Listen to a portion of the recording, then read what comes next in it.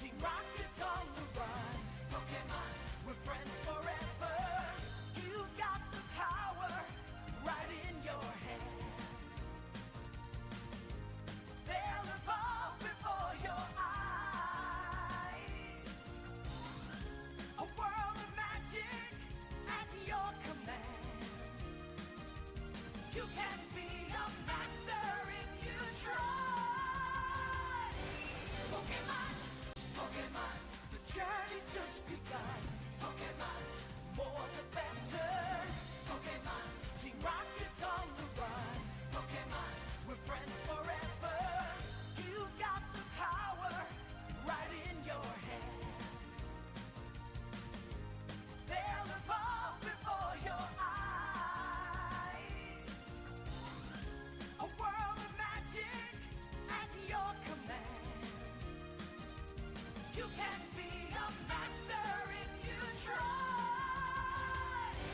Pokemon, Pokemon, the journey's just begun. Pokemon, more the better. Pokemon, Team Rocket's on the run. Pokemon, we're friends forever. You've got the power right in your hand. They'll evolve before your eyes. A world of magic at your command. You can be a master if you try. Pokemon.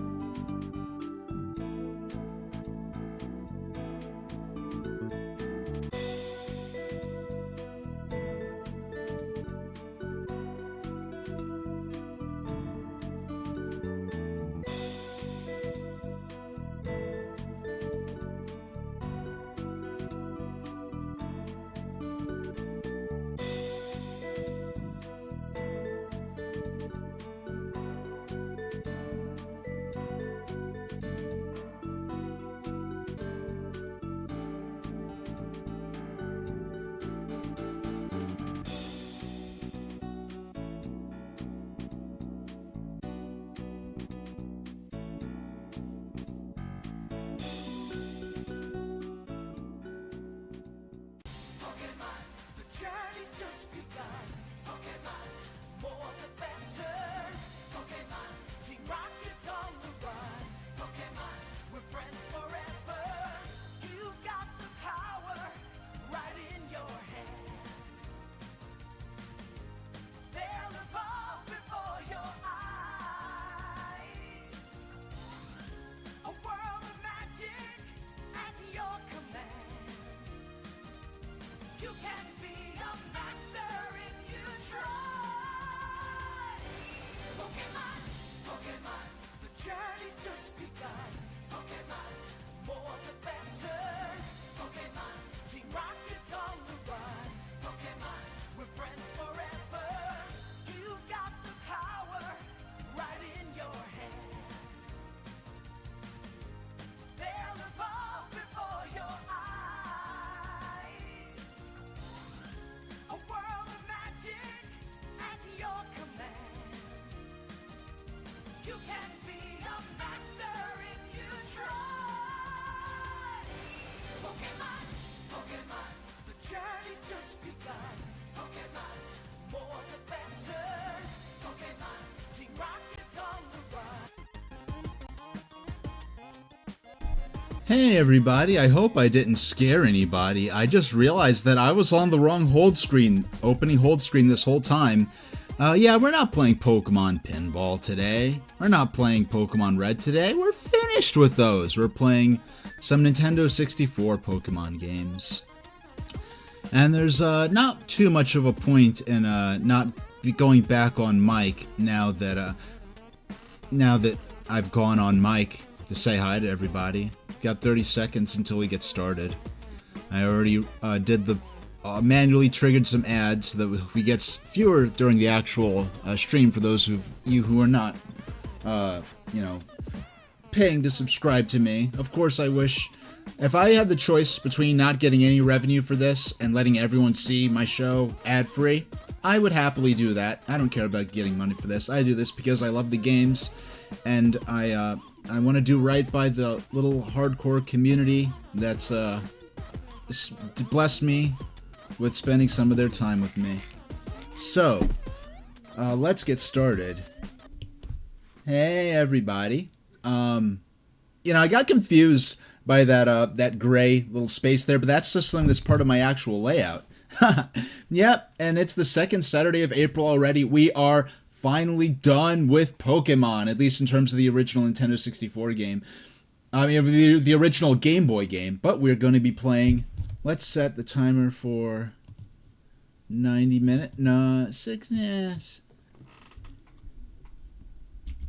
Let's set that bad boy for 75 minutes. And we're gonna be playing some Pokemon spin-offs today. So Pokemon Puzzle League, Pokemon Stadium, and Pokemon Snap. And I believe I'm playing these in kind of the opposite order in which they actually came out, because this didn't come out until like 2000, and I think Pokemon Stadium came out in the US in like 98. And this is my new N64 layout. I think this is a good layout. I found the advice I've gotten is to make my avatar a little bigger on the layout.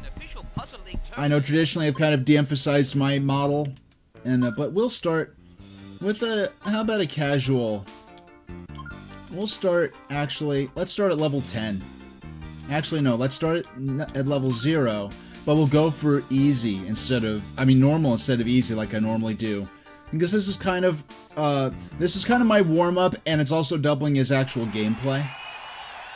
And I forgot to add, like, how many minutes until I maybe switch to my next game.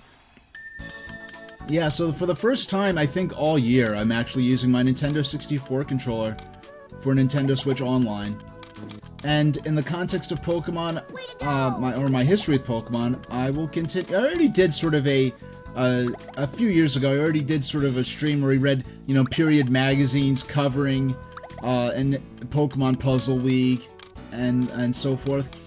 But my personal history with Pokemon Puzzle League is that I rented this basically just because it had Pokemon on the cover. I was aware of Tetris Attack, and I was aware through the third-party reviews that I read that this was essentially a reskin of Tetris Attack. So I knew this was kind of like a Pokemon-themed reskin of an existing game, but I didn't mind, and it turned out that this was the first game in the Pokemon series, actually pretty much the only one that my mom really got into, because I got my mom into video games really through Tetris. I played Tetris and I was like, you know what? Hey Mom, I think you'd like this one, and that's how my mom became a casual gamer. She had a Game Boy of her own. Me and my mom, we would play Tetris multiplayer, 2-player Tetris through the Game Link cable. And we would play, me, my mom, and my dad. We would all play Pokemon, this game right here, Pokemon Puzzle League together. And we'd also play Dr. Mario 64 together. Those are the two big games my mom was like. My dad was more of he was pretty much a gamer. Not even like he was what you would call a hardcore gamer now. I mean, maybe, on the more casual side, but he, when I was first playing Mario 64, it was him who was getting all the stars to get to new parts of the castle and unlock new sections of stages. It was my dad who could get all the way to Andros in Star Fox 64, which was like an amazing thing to watch. Yeah, I could play Star Fox 64. I could get through about halfway to maybe 2/3 of the way through the campaign on the easiest setting, or using the easier courses, but it was my dad and my brother who could actually make it all the way to the end. But Pokemon Puzzle League was the game my mom loved, and Pokemon Puzzle League was one of those first N64 games that we rented, and we enjoyed it so much that, and my mom especially enjoyed it so much that we ended up buying a used copy of the game from Blockbuster, or either Blockbuster or Hollywood, I forgot which. So that's the story of how Pokemon Puzzle League became one of the first, like the first N64 game that we had was Mario 64, which we didn't get for a couple of weeks after we got the N64 itself. So that was a very exciting couple of weeks, you know, just sort of thinking, you know, you have the system, you can see how it looks, you can flip through the manual, and then finally we got the an actual game for it. And then when it comes to other games, the second game I played and the second game I owned for Nintendo 64 was Pilotwings 64. That was a fun day. That was the first day, like, my family had recently moved, hold on, let me get a little water. So my family had recently moved houses into a new neighborhood, we're still in the same county, but we're in a on the opposite end of the county, and we lived in a pretty big county, so it was we lived in a different region, essentially. Now, still in the New York City metropolitan area, but still, you know, a different region within that greater sort of distinction.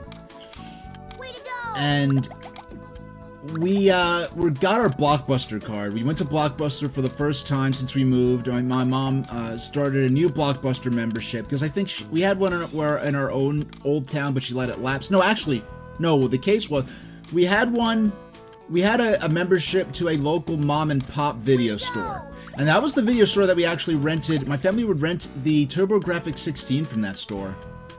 And bam! There we go. Nice and satisfying. Yeah, you can see, when you see the combo, it's fun when you get combos accidentally, but when you see it and you set it up yourself, there's nothing else like it. So my family went to, no, it was me and my mom specifically. It was a Saturday. We went to Blockbuster, and we rented the Nutty Professor, like the Eddie Murphy remake of the Nutty Professor. So you already know what year we're talking about. This is, we rented the Eddie Murphy remake of the Nutty Professor, and then I saw they're renting games. That they're renting out Nintendo 64 games. They were also renting Super Nintendo games and Genesis games at that point. And even as early as like 1997, I thought, wow, like what a throwback. They still, you know, they rent, you know, to see those Super NES and Genesis games.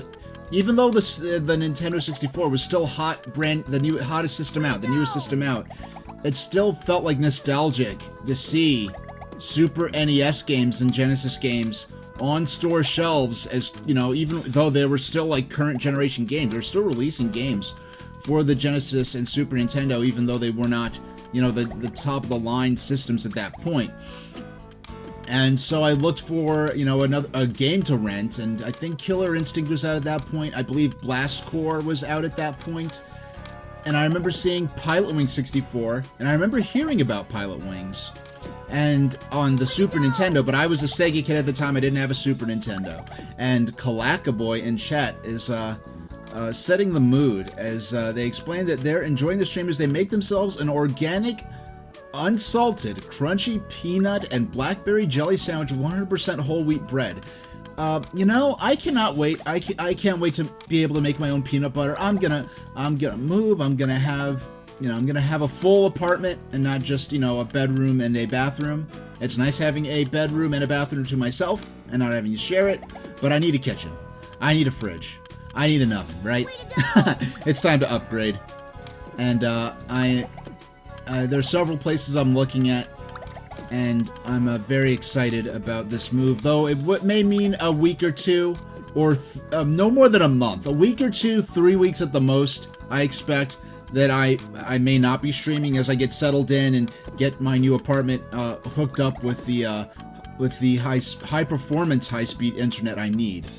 Because what they call high speed internet nowadays is just normal internet. Because it's kind of like with high definition. There is no standard definition anymore. Standard definition is as fundamentally obsolete as black and white television. yet we still call it standard definition when, like, HD 1080p at the minimum is the standard now. Like, I remember, like, early HD TV, like, you would have to subscribe to a special, like, satellite provider that specialized in HD programming. And it was a very limited selection.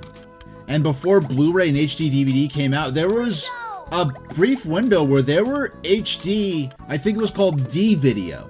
There were actual high-definition variants, like analog, like, there was HD video being presented on bespoke magnetic tapes in a VHS variant format, which is really wild.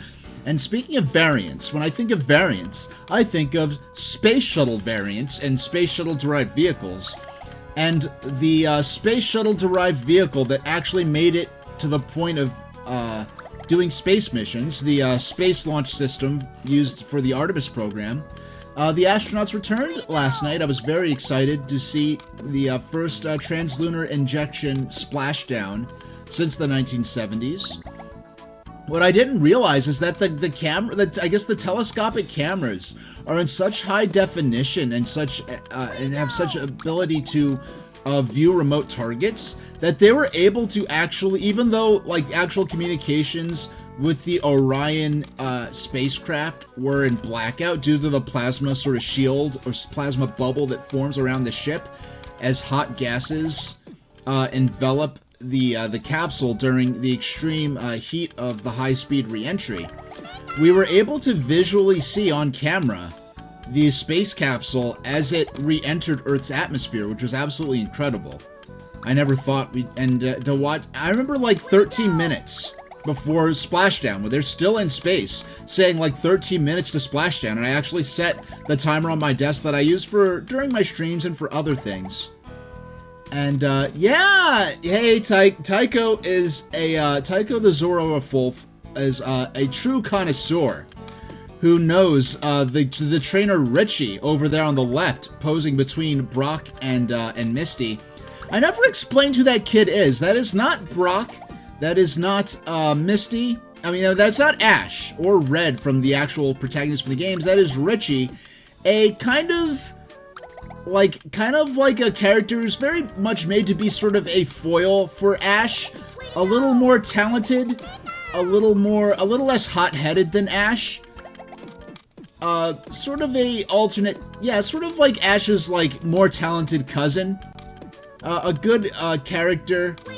I know one of my viewers, Reliet, who is also a Thomas the Tank Engine fan, kind of compared Richie to Richie is to Ash Ketchum, as Stepney the Bluebell Engine is to Thomas in Stepney, where he's kind of just like, you know, a more famous kind of rival character who Thomas wants to sort of surpass and sort of a rival to measure himself against, and that's kind of what Richie is to Ash. Way to go! Sparky, yeah, Pikachu. Ash has Pikachu. Richie also has a Pikachu, making him even more of a foil to Ash, named Sparky, who has a little sort of cowlick tuft of fur. I called it hair, it's really more of a fur on his head. Yeah, Sparky isn't here. So, Tycho. Oh, and, Clackaboy, I missed this in chat. Clackaboy in chat saying that they were at a Chinese cafe recently. They had a dish of thin tofu strips that are served cold. It was very tasty. Oh yeah, that sounds delicious. I would love something like that, I'm sure. I am watching my wallet a bit until I get settled into my new apartment. Obviously I can afford the new apartment, but there are a lot of one-time moving fees associated with that kind of thing. So I want to maybe be a bit more conservative with my spending, though I do have a fun one-person date with myself for a dinner and a movie later this week, which should be the source of some fun discussion for next week's stream. But yeah, so Tycho, you finally get to see me play a game. Oh, I had a combo right there with those. No, you wanna keep the magic. No, it was a good run. It was a good run.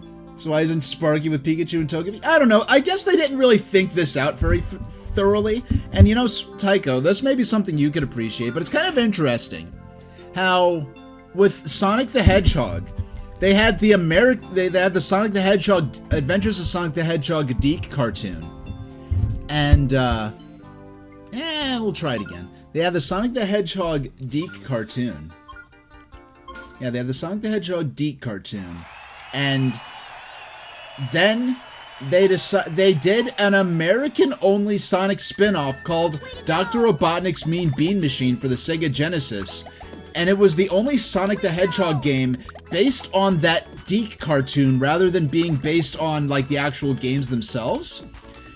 And so, and with this year, with Pokemon Puzzle League, you have an example of the, like another case in which we have a spin-off of a video game that's based on the television animated cartoon spin-off of the game rather than being based on the actual game itself as its source material. So with Dr. Robotnik's Mean Bean Machine, you have the Milton Knight designed robot characters, the Milton Knight design of Dr. Robotnik, and here we have a lot of television or anime exclusive Pokemon characters like Richie. We have Misty, the anime exclusive versions of Misty and Brock, and as well as Ash's Pikachu, Misty's Togepi, the Jesse, James, and Meowth, the Team Rocket trio. So we have these puzzle game spin-offs of video games. You have puzzle games based on the cartoon spin-offs of the video game source material. And both of the, in Sonic and in Pokemon, and both of those happen to be reskins of existing puzzle game franchises, this being a reskin of Panel de Pon, and Dr. Robotnik's Mean Bean Machine being based on Puyo Puyo. And Tycho the Zorofov says they watched nearly all of the adventures of Sonic the Hedgehog and Sonic Sat AM as a kid. Yeah, I was watching Sonic Sat AM on Saturday mornings, like back when it was first airing on ABC. And actually, I have a VHS tape with like that my mom had the foresight to record. I have like a complete VHS tape with a couple of Sonic Sat AM episodes actually recorded on it with the commercials and everything, which is an amazing thing to have. And I've run some of my old Saturday morning cartoon tapes on Twitch, and there are of such obscure cartoons that I have not had any copyright problems. Now that we have some relative newcomers into my community, like Tycho, I think that might be something we might have to do as a special, maybe after I do my big move sometime this month or next month. Yeah, I think so. I know a lot of people, when you're an older teen or when you're an adult, it's a lot easier to go back to Sonic Sat AM because it had a bit more of a serious theme. It was a family-friendly, family-appropriate, but it had more serious themes, higher stakes, and, a darker, atmosphere. Whereas Adventures of Sonic the Hedgehog was more of a slapstick comedy series.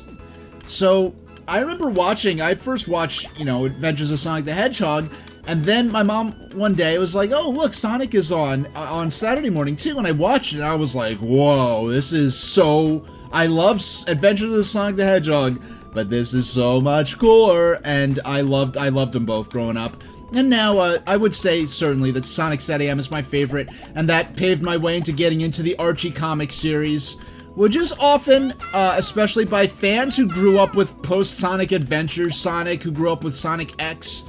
It's very easy to misunderstand Sonic Sat AM and misunderstand the old Archie comics. And unfortunately, the Archie comic series is kind of disgraced or maligned or misunderstood, especially with the drama and controversy surrounding Ken Penders and different copyright disputes.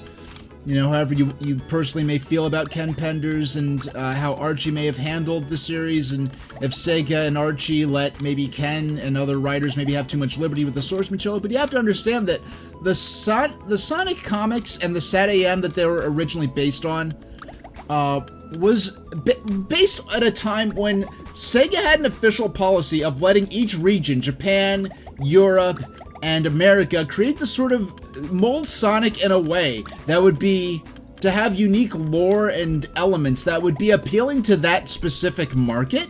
And there wasn't a great deal of source material to go off of aside from the games and whatever details were included in the manuals. Now, Tycho, let me catch up with chat, they also watched Sonic Underground. Most of what they watched was on Netflix because they go up in the late 2000s, early 2010s. They watched the Super Mario Bros. Super Show on Netflix. You know, I remember when the Super Mario Bros. Super Show was on network television, but I was a Sega kid back then. Yeah, I remember there was the Super Show, and the Super Mario Bros. Super Show, the kind of context for that show, it is remembered as, like, in the context of, oh, it's a Mario cartoon and with live action segments.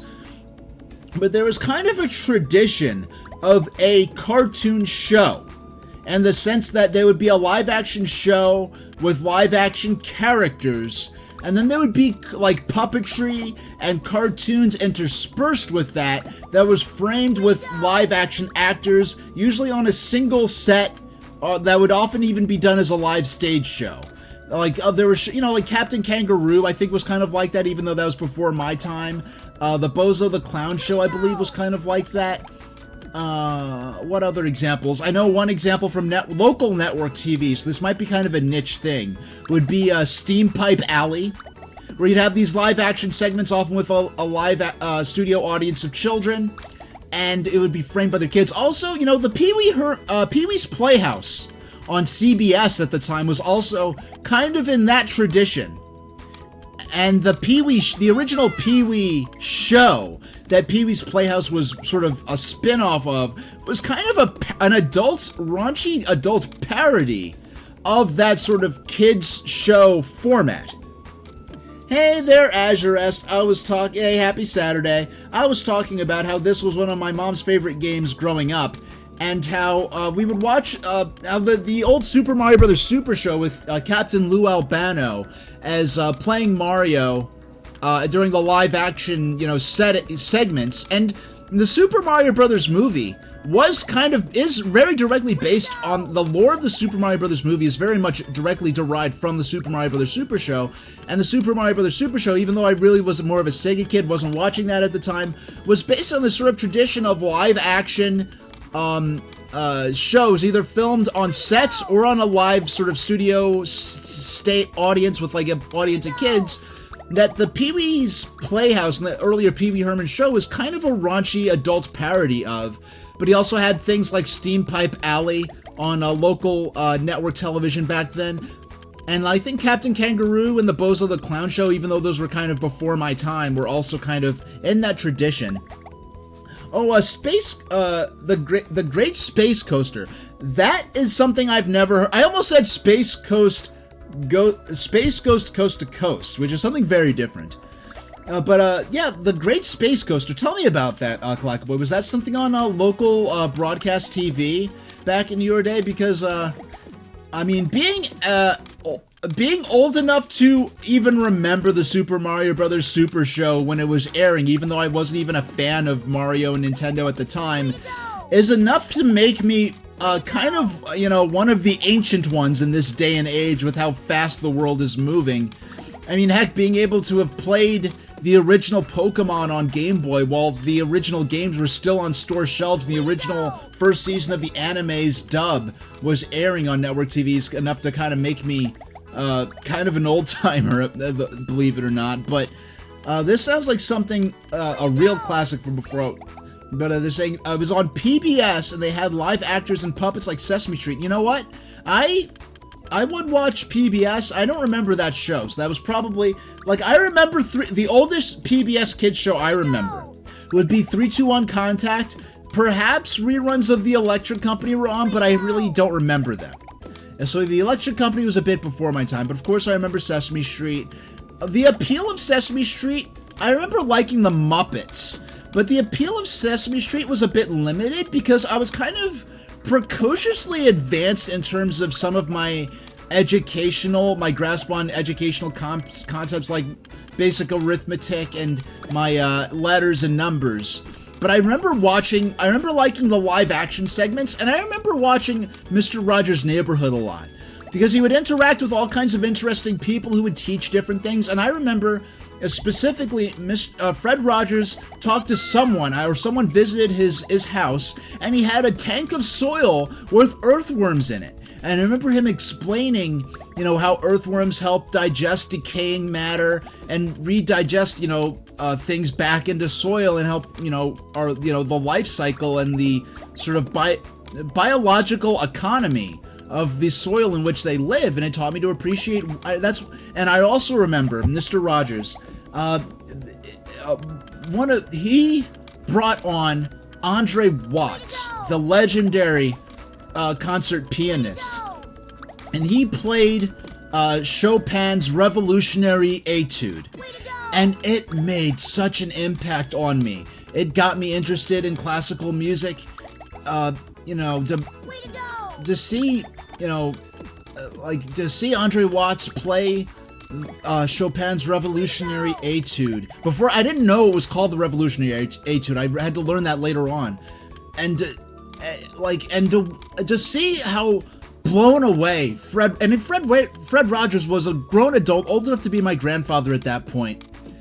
And to see how blown away he was by that performance, and it left such an impression on me. It was such a brooding, powerful piece and a powerful performance. And I remember, I believe the backstory for the Revolutionary Etude was that Russia was invading Poland, and Chopin was not physically fit to join the military to aid in the defense of Poland against Russia.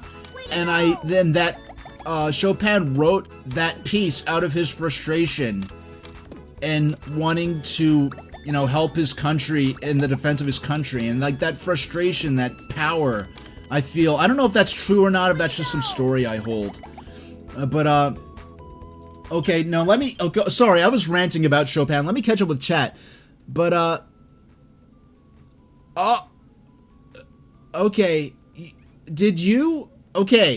Azurest, did you actually meet Svengoolie in person?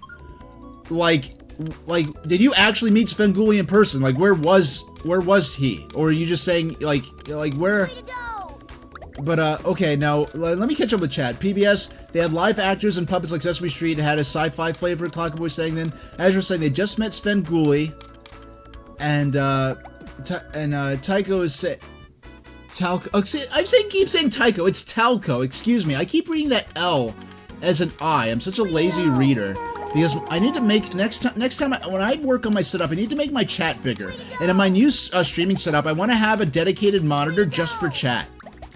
Okay, but okay, you met him, but you didn't know about him before. Okay, all right. And Talco. Okay. Oh yeah, Reading Rainbow. I remember watching him on Star Trek: The Next Generation back when it was on its original run on I believe was it Universal 9, like pre UPN local channel. No, I think it was 11. I believe it came on channel 11 before it was the WB. I believe was the channel that had Star Trek: The Next Generation in my area.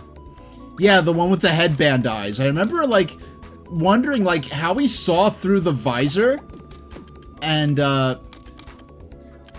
that was really, yeah. And I remember Reading Rainbow, and yeah, that was Reading Rainbow was so cool. And man, Mom, thanks for walking me down to the library every day. If you're watching this, I'll clip this and show it to her specifically. But yeah, my mom used to take me to the library all the time, and that's where I learned I remember the librarian. I don't remember her name. She would tell all the, the kids' stories. Like my mom, okay, she would read me, I love the Little Engine That Could. I love the Little Red Hen. Which, looking back on it, were both stories about capability and about self-reliance. Being a kid, and who was so any child is so dependent on the adults in their lives. Stories about a character being able to do something for themselves and taking pride in the work they are able to do for themselves and partaking of the fruits and the benefits of having done that work, I guess was very appealing to me. And plus, you know, Little Legend that could, you know, of course, there's the railroading appeal. But my librarian, the story she would tell was the Three Billy Goats Gruff, which is a story I really don't remember that well. And it was a very similar story to the Three Little Pigs, which is another story that she would tell. But I remember the Three Billy Goats Gruff. And I remember just the cleverness of the goats in overcoming the troll, even though they were weaker than the troll, being able to overcome the troll and eventually cross the bridge. I don't remember much of the story itself, though, funnily enough. It would be a story I'd be learning for the first time. And Collectible, I know you mentioned this in chat, I didn't get to keep up with it. The conversation was of such high quality and was moving so fast, but Collectible is going to go see the Super Mario Galaxy movie tomorrow. And that's the movie I'm going to go see next week. I cannot wait. I'm pretty much spoiler-free, except I know that Yoshi plays a major part, and that there's certain characters that may be making an appearance. But aside from that, I'm pretty much, you know, you'd think that they would be a little more conservative and do the Super Mario World movie, and then move on to the Super Mario Galaxy movie, but no, they're gotta be ambitious with this one. And, man, we played for a full quarter of an hour, and boy, oh boy, we're doing this. We're making this combo here, and we're making that combo there, and we're making, bam! I accidentally undid a combo I was about to make. We can make a match here, and bam! We could get these 3 hearts here while we're still stopped. Yeah, this is not the best game in the world for chat, but I'm having a blast, and I'm actually doing pretty decent at the game anyway, while doing a reasonable job of keeping up with chat, I think. And we have a redemption of the Sodor lore reading. Let's jump over to our and we're going to read. We're currently learning, and this is all official, real lore from the world of Thomas the Tank Engine and Friends, as written by the original creator, the good Reverend Wilbert Awdry. So, Shiloh Station of the Culdee Fell Railway. The original name was Shialauch. Authorities are divided as to its derivation. However, most consider it a corruption of the Celtic Shelag, Willow Place, or the Place of the Willow Trees. They certainly are willow trees alongside the waters here, and came to be known Shiloh almost by accident. A Baptist chapel was built here in the 19th century. At the opening dedication service, the eminent residing preacher, who came from another part of the island, mispronounced the name as Shiloh. The name struck the assembled congregation as an excellent biblical name for their chapel, and Shiloh was not too unlike the local pronunciation of Shilauch. The place had been known as Shiloh ever since. The chapel is an unpretentious building with little architectural merit, but it continues to flourish with a regular congregation drawn from Kirkmacon and the surrounding scatter of hill farms and cottages. Alright, so we learned a little bit about Shiloh and its modest little chapel. And yes, that was actual official Thomas the Tank Engine lore about, you know, the linguistic origins of this little place up on this mountain and the little church that serves it and how it became to get its name. And not a single there's so much lore that has nothing to do with the actual trains and railroading. And Tycho loves the Sodor lore. Yeah, I think you mentioned you were a Thomas fan. I love. Even longtime Thomas fans have said they've learned so much, and honestly, everything I just read, I learned about that for the first time myself just now. So it's not just my viewers learning this, it's me as well. I didn't know that there was a top secret government black site at the end of the Skarloey Railway. That a secret, like, little... Oh, doggone! We made it more than 15 minutes. They're all cheering for me. Like last time, it was they played it off like, oh, it's sad. Do. This time they're all happy for me. And you know what? It's time. Let's play some different modes. Yeah, let's play some different modes. Time zone, timed challenge. Let's play some of the line clear mode. Actually, let's start a new game. Let's name this file H2. Is this your name? Yeah, sure. We'll go with that. Oh, look, it's the spa hosts and hostess. And they are all certainly perfectly normal people. Neither of them belong to an infamous evil organization, and one of them definitely isn't a bipedal cat wearing clothing. Welcome to the Pokemon Spa. We offer the finest relaxation facilities for all League Pokemon. We are currently booked up for the afternoon. However, I think we can make an exception and squeeze you in. I see you have a Squirtle and a Bulbasaur. We will gladly take them off your hands for you. Okay, no, Talco is saying that wish the model series and CGI show had the original lore. Don't hate it, but the inclusion of Great Water in the Great Discovery. You know what? I'll be honest. I watched a little season 5 and a little whatever season Emily was introduced in, and like Murdoch. I watched a couple of tapes with those episodes on it, and I watched like about 70% of season 5, and that was it for Thomas for me. I watched The Adventure Begins. I have it on DVD, and a DVD I never watched, and I have a couple of the Brenner era Thomas films on DVD. But Clackaboy's saying the music on the title screen makes them think of the James Bond film The Man with the Golden Gun. You know, I need to see my classic James Bonds. Ha ha ha! You silly fool! This false Pokemon spa service was a success! You're supposed to reveal your identities after you take my Pokemon. We have stolen every trainer's Pokemon. Catch us if you can. Round 1.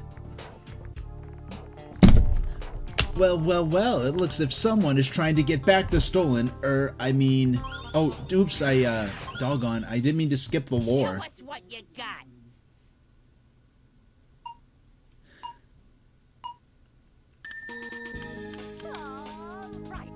Yeah, so unlike in other modes where there's character taunts and statements based on the in-game action, here the quotes from Jesse, James, and Meowth are actually part of the audio track itself. I don't know who was talking. I guess I was trying to voice James, since I can best impersonate his voice, and I certainly can't impersonate Meowth's voice. Though if I had the range and talent of the late great Maddie Blaustein, who voiced the original voice of Meowth, and as well as Lieutenant Surge and several other characters, I perhaps could do Jesse and James convincingly, but I suppose I could best impersonate James. I'm James from Team Rocket. Look at me, I love roses. I also probably sound a little bit like whoever did the voice for Maximilian Pegasus in Yu-Gi-Oh! Yu-Gi-Oh's dub. So the point of this mode is to clear a line. We'll clear all the blocks below this line. So I'll do this. Actually, I could do this with some flair. Okay. I could do this with some flair. Oh no, I could have to do this here. No, okay. No, I was trying to do a sweet combo and beat with do like a chain of 2 in order to beat the stage, but I couldn't figure it out in time. And we didn't need it. It was just extra style points. All right. All right, let's go. All right, we're on stage 1-2.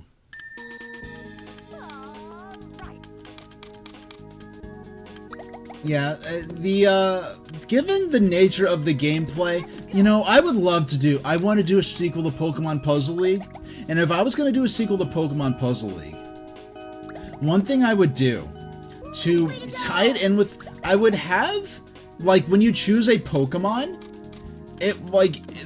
you would actually have, like, you choose a Pokemon in some of the modes of this game, but all it does is change your backdrop, and the sort of different cries and taunts you hear throughout the battle, or throughout the round or session.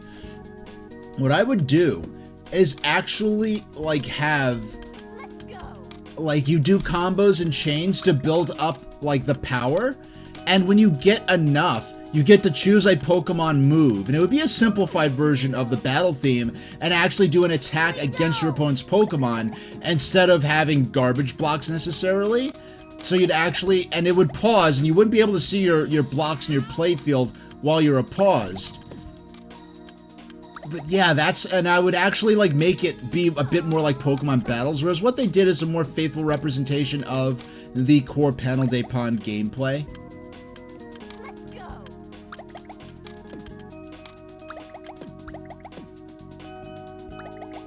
I'm making an arbitrary rule for myself that I can't actually deliberately shuffle the blocks. I have to clear blocks in order to bring the blocks beneath the clear line. So bam, a combo of 4, and there we go, nice.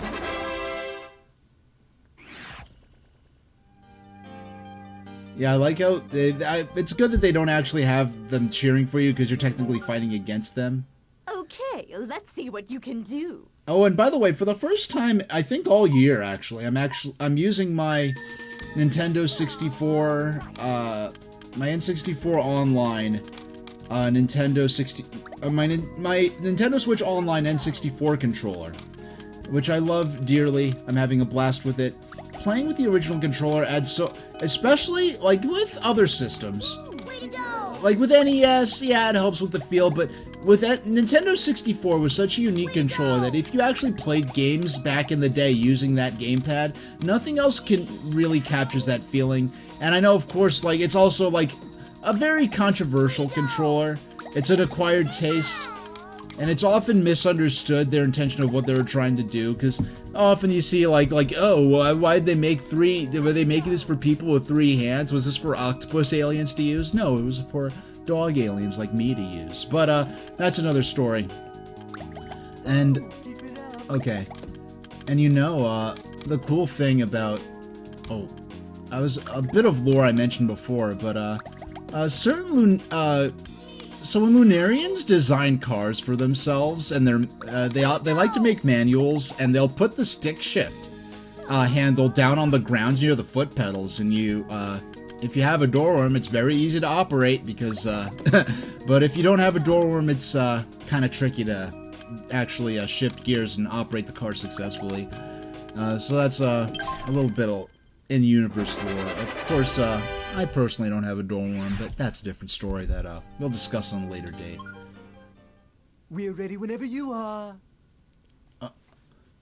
You know, I don't know, like, the actual, like, how Jesse and James's and Meowth's characters are concluding, but I know for decades, there was, like, a lot of fan, you know, fics where they, you know, went legit, started like, whenever Jesse and James would start a legitimate, non-evil business, like, as a cover for evil activity, the legitimate business would always be successful, while the actual criminal enterprise that they were attempting to use the legitimate business as a cover for would be successful, while the actual criminal scheme would end up falling flat on its face. But Atalco was saying they always wondered what Pokemon would look like in the Thomas and Friends model style. They would, like, the props and the gauge. Well, you know what I always dreamed of? I always dreamed of, like, imagine, like, Sodor in the Pokemon world. And what I specifically mean by that is, like, real-world Sodor in the Pokemon world, so to speak. So, like, the Sodor that I'm reading about, like, all that lore, they've never mentioned the trains talking or having faces. That's something that is in, like, the stories, which are children's stories, but, like, the real trains on Sodor, so to speak, would not have faces and cannot speak, so theoretically. And I know Reverend Audrey on his own, models that he built in his home. His trains, he did not model his trains with faces, actually. So I would imagine Sodor, with all the rolling stock that we know of, but, presented as actual real-life trains that don't talk, but with Pokemon existing in that world. Yeah, like the Sodor region. And so, imagine, someone, operating Gordon and using, a Typhlosion in the cab to help stoke the fire, in addition to using coal. Just cool little things like that. Because I'd love to explore the Pokemon world in, a quote-unquote real-world context, and I'd love to explore, if I had the chance to go to the island of Sodor, I wouldn't want to go to Sodor as seen on the show or even necessarily in the books. What I would love to go to is a parallel universe, a non-fantasy world. But in which the island of Sodor, with its heritage fleet of vintage diesel and steam locomotives, pulling revenue-earning trains. Just like how in real life, I went to the real-life Bluebell Railway in East Sussex. And, if I could visit Sodor the way I visited, the Bluebell Railway in England, that would be really cool. Yeah, right. Oh, yeah, I didn't think of that. Yeah, Sodor would be right off the coast of Galar. I never thought of that. Because those who don't know, the Galar region, which unfortunately I did not enjoy Pokemon Sword and Shield, but I envy everyone who was able to enjoy that game for the positive qualities it did have. I personally was not feeling it. I was not feeling the magic, sadly. And I really wish I was, but I gave it a fair chance. I was disappointed, but I'm happy for everyone who had a blast with Pokemon Sword and Shield, especially if you were living in the UK at the time. But yeah, Galar is based on the island of Great Britain. So Sodor would be, Galar would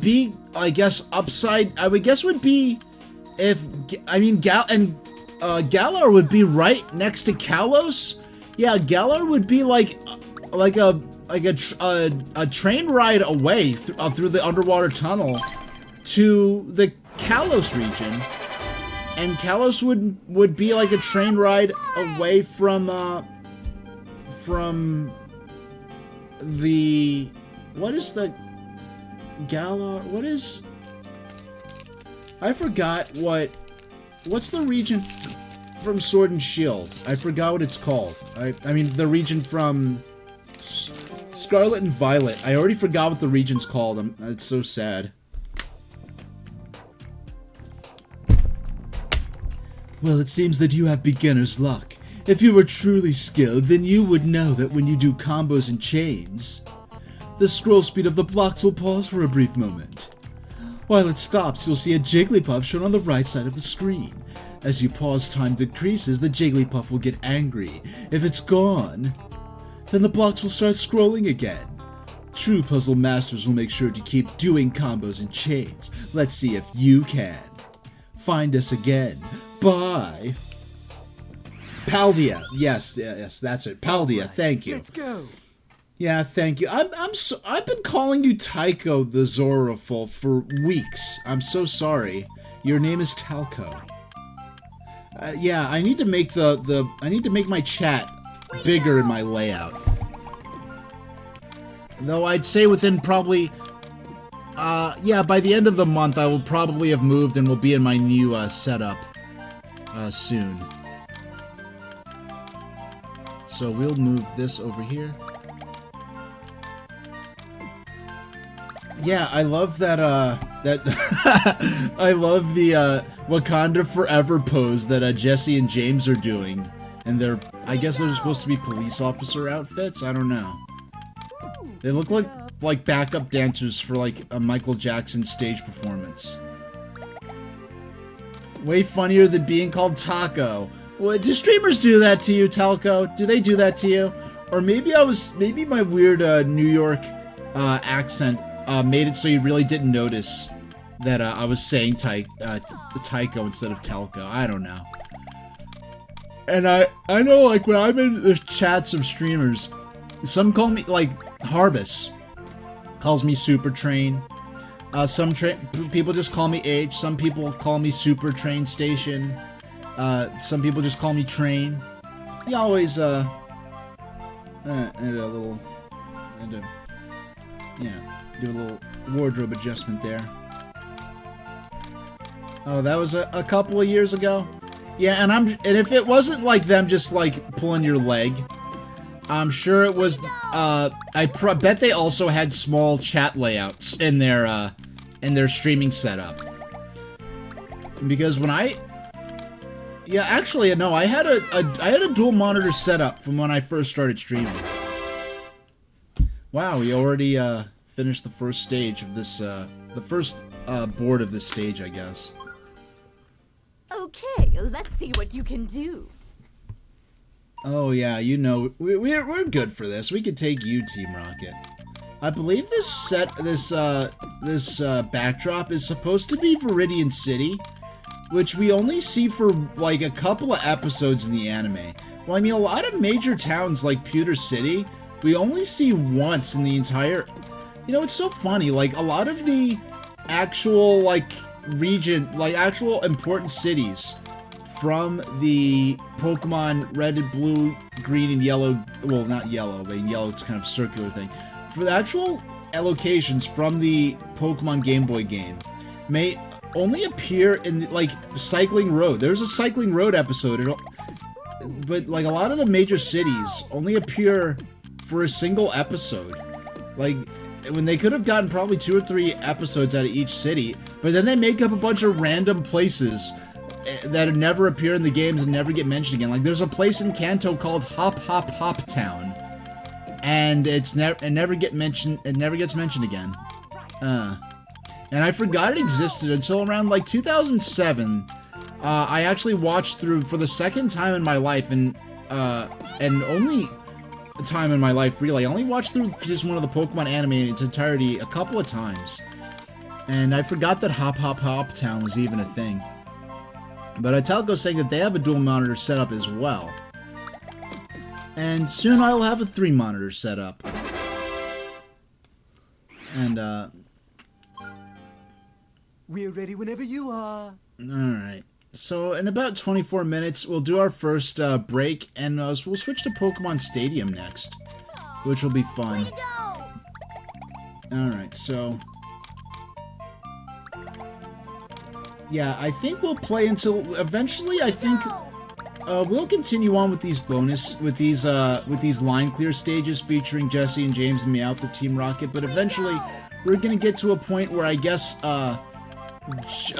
Cassidy and Butch, who, if you don't know Cassidy and Butch, like Jesse and James and Meowth are kind of like the weird like screw ups of Team Rocket. They're kind of a joke within the organization. No one knows why the boss doesn't fire them. And they're kind of comic relief villains. Whereas Cassidy and Butch are actually more competent. They're introduced as more competent, more dangerous Team Rocket agents. Who actually wear the traditional black Team Rocket uniforms as opposed to the white uniforms that Jesse and James wear. But they only make like one appearance a season or so. They're kind of a rare repeat appearance, but ironically enough, they sort of become secondary comic relief characters. Oh, I didn't realize I was about to win. I was just sort of playing the game and just sort of didn't even realize I was at the clear line. Prepare to battle.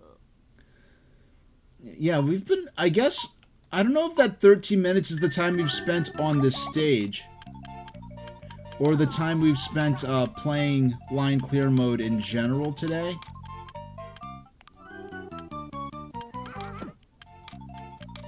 Way to go! Yeah, there we go. Nice. No, I couldn't get those grass blocks over fast enough to yeah, no, I never had a dual monitor set up until I decided I was going to start streaming. And you can stream even with it. People think, like, oh, I need a dual monitor setup, I need a stream deck, No. You could stream. You could be a streamer with one monitor.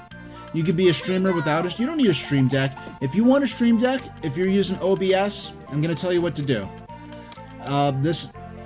I'm not going to call myself a successful streamer. I'm not going to tell you tips on how to get, you know, make a bunch of money and get a bunch of, you know, hundreds of followers and hundreds of subscribers. But what I can tell you is if you want to start streaming, you don't need a dual monitor setup.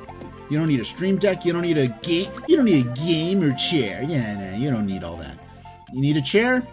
You need a computer that can play the games you want to play, by whatever, you know, whichever games you want to play, and that gives you an experience that you're proud of in terms of your playing of the games.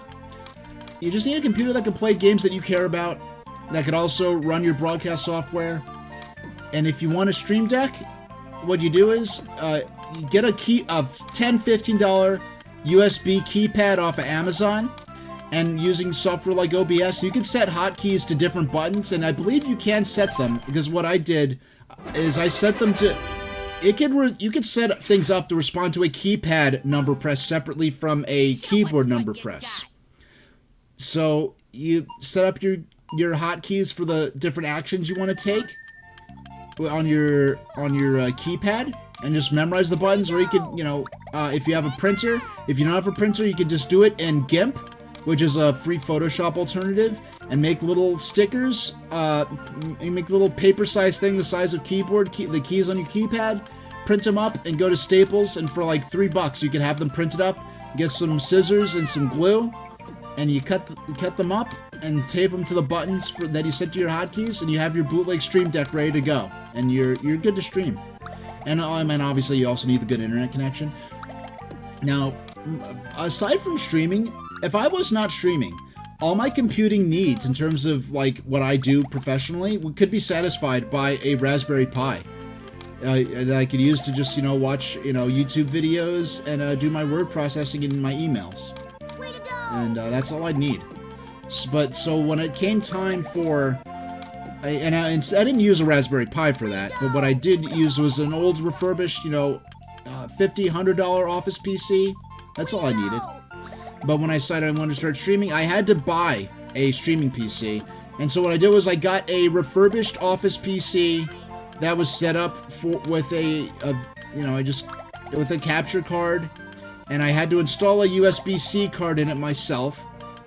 And it wasn't a top-of-the-line computer, but it had a capture. Well, I didn't. I bought my Elgato capture card.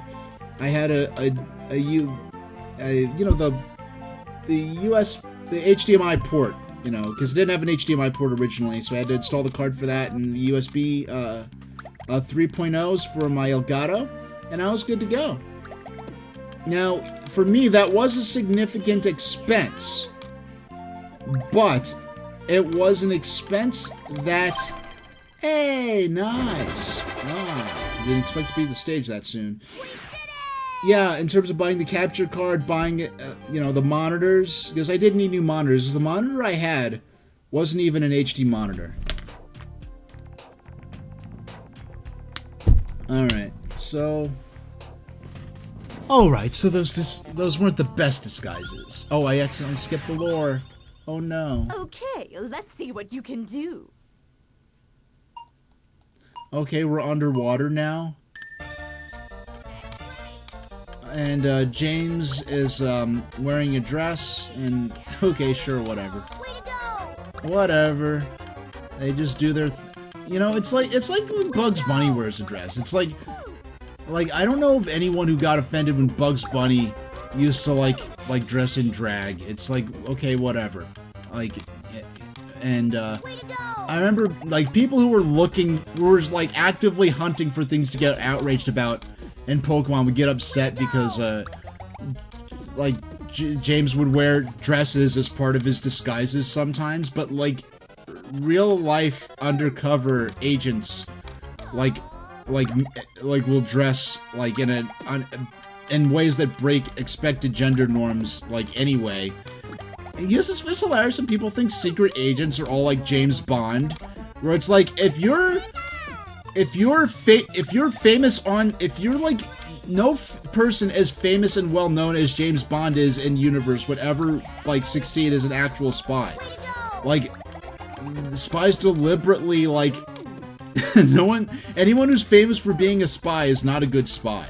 Just sort of like anyone who's famous for being a ninja is not good at being a ninja. Like Yuffie in Final Fantasy VII. She like introduces herself as like, oh, I'm a famous ninja, and it's like, I don't think that's how ninjas work. But you know, it's anime nonsense, so you know you're not supposed to take it seriously. Way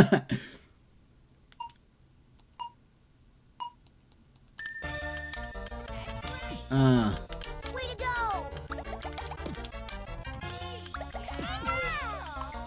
Oh, I almost had time to set up a chain there, but I didn't quite get the chance to. Way to go! Oh yeah, I wasn't sitting on top of it already, so... But... Okay, bam! Bam!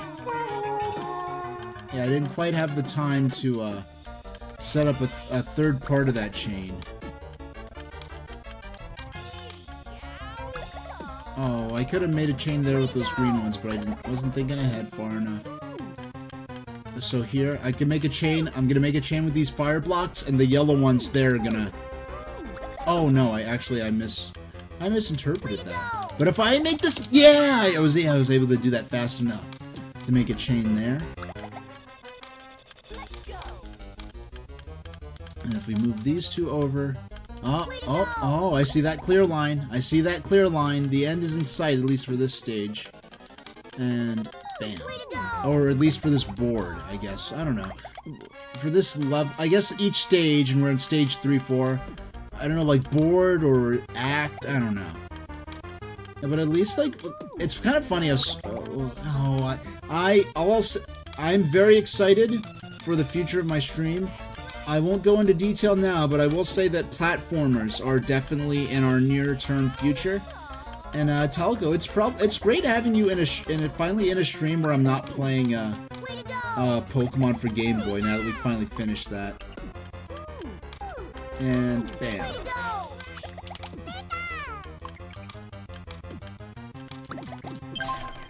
Nice. You know, there's another one of those moments where I was so busy actually playing the game that I forgot to actually pay attention to my Prepare to battle. my clear line.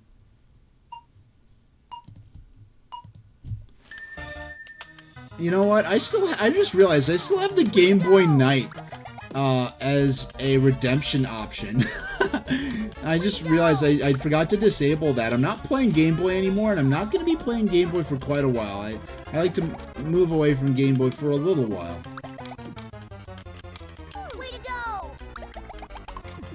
Though, yeah, but we'll be playing platformers in the near future, and the next game I play will not be a Mario game, but I am looking forward to properly exploring the 2D Mario series. So I'll put it that way.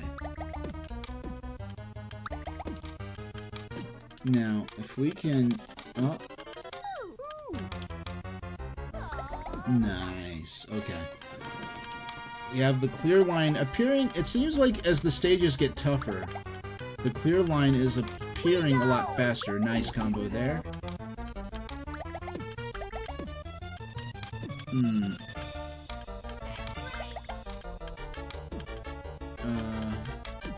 So if we'll use this chain of 4 here to... And we can...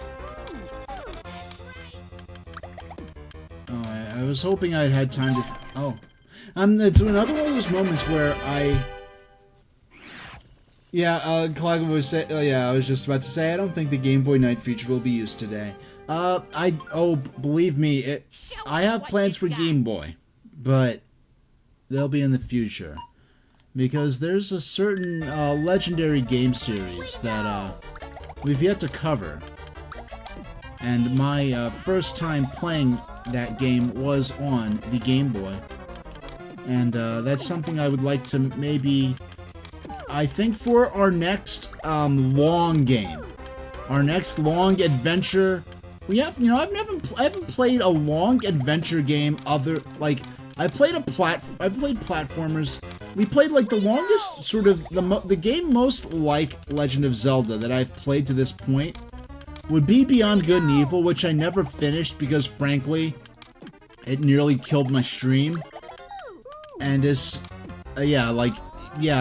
viewership for someone who is a smaller than small streamer, when my viewership bottoms out because of a particular game, you gotta pay attention and sort of play what people actually want to watch, frankly.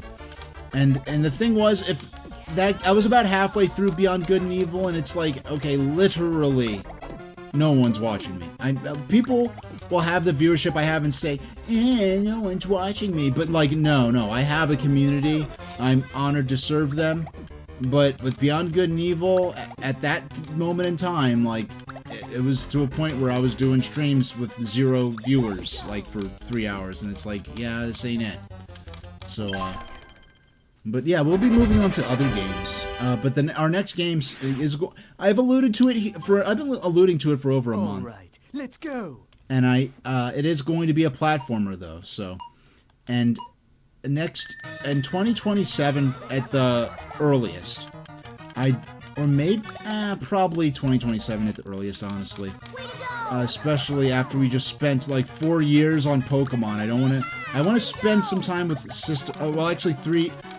across 3 calendar years we've been playing Pokemon. Late 2024, then 2025, and then 2026. I think we've spent enough time with Game Boy, the black and white Game Boy especially for now. But what I look forward to next is seeing how it would be to play a game that would, I don't know, let me explore the Game Boy without being an RPG. I mean, arguably Legend of Zelda is an RPG at the time, the time I first played Legend of Zelda Link's Awakening on Game Boy, it was considered an action RPG. Nowadays, not so much. Because the definitions have changed and the industry has changed. I understand the context in which Zelda is no longer considered an RPG by modern standards. But when people be like, hey, you're reinventing history. Let's not call Zelda an RPG and reinvent history. I'm like, oh, come on. You're the one reinventing history. I have plenty of proof. We've seen it in our magazine reading streams. Another thing I will be bringing back relatively short term. We will be certainly reading magazine coverage, not next stream. We will be reading magazine coverage eventually of the games that we're covering. And maybe a Dragon Quest game someday. Maybe. If we do, I will be using probably a step. It's our secondary Team Rocket duo. We are Butch and Cassidy, also known as Team Rocket 2. We are so much better than Team Rocket. Do you think that you will defeat us? Give it your best shot, loser. What are you waiting for? It's payback time. Oh, it's like a... Way to go! Yeah, this is freaking hard, okay? This might be the furthest I've ever gotten. Oh, wow, that was fast. Wowie wow. Alright. Let's play some other modes. I wanted to get to the point where you actually do face Cassidy and Butch. And I never realized that there was like an HP bar on the side. Like, geez.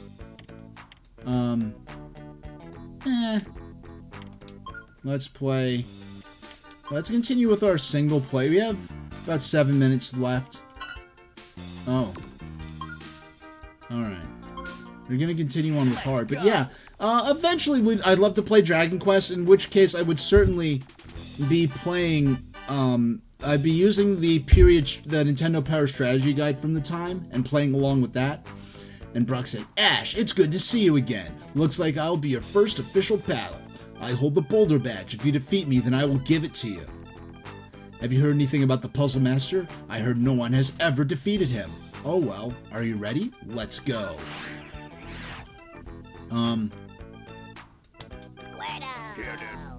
Yay, I chose a Pokemon with a type advantage, even though that has no bearing on, Way to go! Squirtle! and, Way to go! No problem. yeah, I know, like, what I'm thinking about is an idea for, like, a revived Pokemon Puzzle, a Pokemon Puzzle League sequel would kind of be, and it's funny, like, if they did a Pokemon Puzzle League sequel, would they use, like, I don't know anything about the modern Pokemon anime. I believe it's called Pokemon Journeys. Because the Pokemon anime has finally moved away from the Ash Ketchum storyline, which concluded a number of years ago at this point. So I don't know if they would, like, I mean, it's my own game. I would probably use Pokemon Red Blue, like the modern depictions of Pokemon Red and Blue's sort of, or the original Gen 1 Pokemon's characters and setting as the sort of context for the game. I mean, it's what the most people are going to be familiar with. Hold on. And Reliet is saying, "Hey, yo, H in chat. Hey, how you doing? Hey, and we beat Brock, and you know, cool. We're only gonna be playing Pokemon Puzzle League for a few more minutes, and you know, we were playing the marathon mode, Reliet, that has Richie hanging out with Brock and Misty, but I was saying that how you were kind of years ago. I think it was you that said that Richie is to Ash as Stepney is to Thomas." But Reliet's saying that they're doing a watch party in their server and they can't stay long. All right, well, thanks for the lurk, and have a good time on your server. Are you ready? Ash, I'm happy to see you. My water Pokemon are sure to help me win the Pokemon Puzzle League. I have the Cascade Bat. What do they just do such a valiant effort in writing so as to pretend that matching these colored blocks has anything to do with Pokemon battles.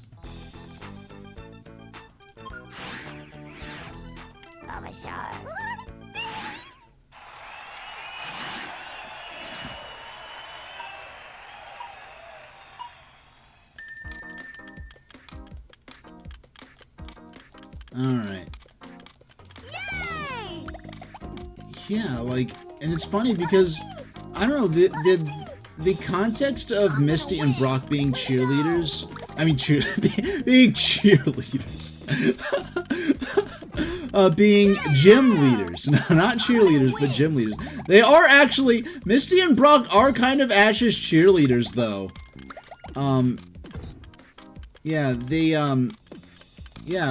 Being gym leaders is something that really doesn't play too deeply into the anime setting, at least in terms of the parts of the anime I've seen, because I know there are later seasons of the anime that do feature Brock and Misty that I have not seen. I believe they appear in the... Excuse me, what? I misunderstood. I guess I made some kind of visual error where I thought I was about to make a match, and I was not.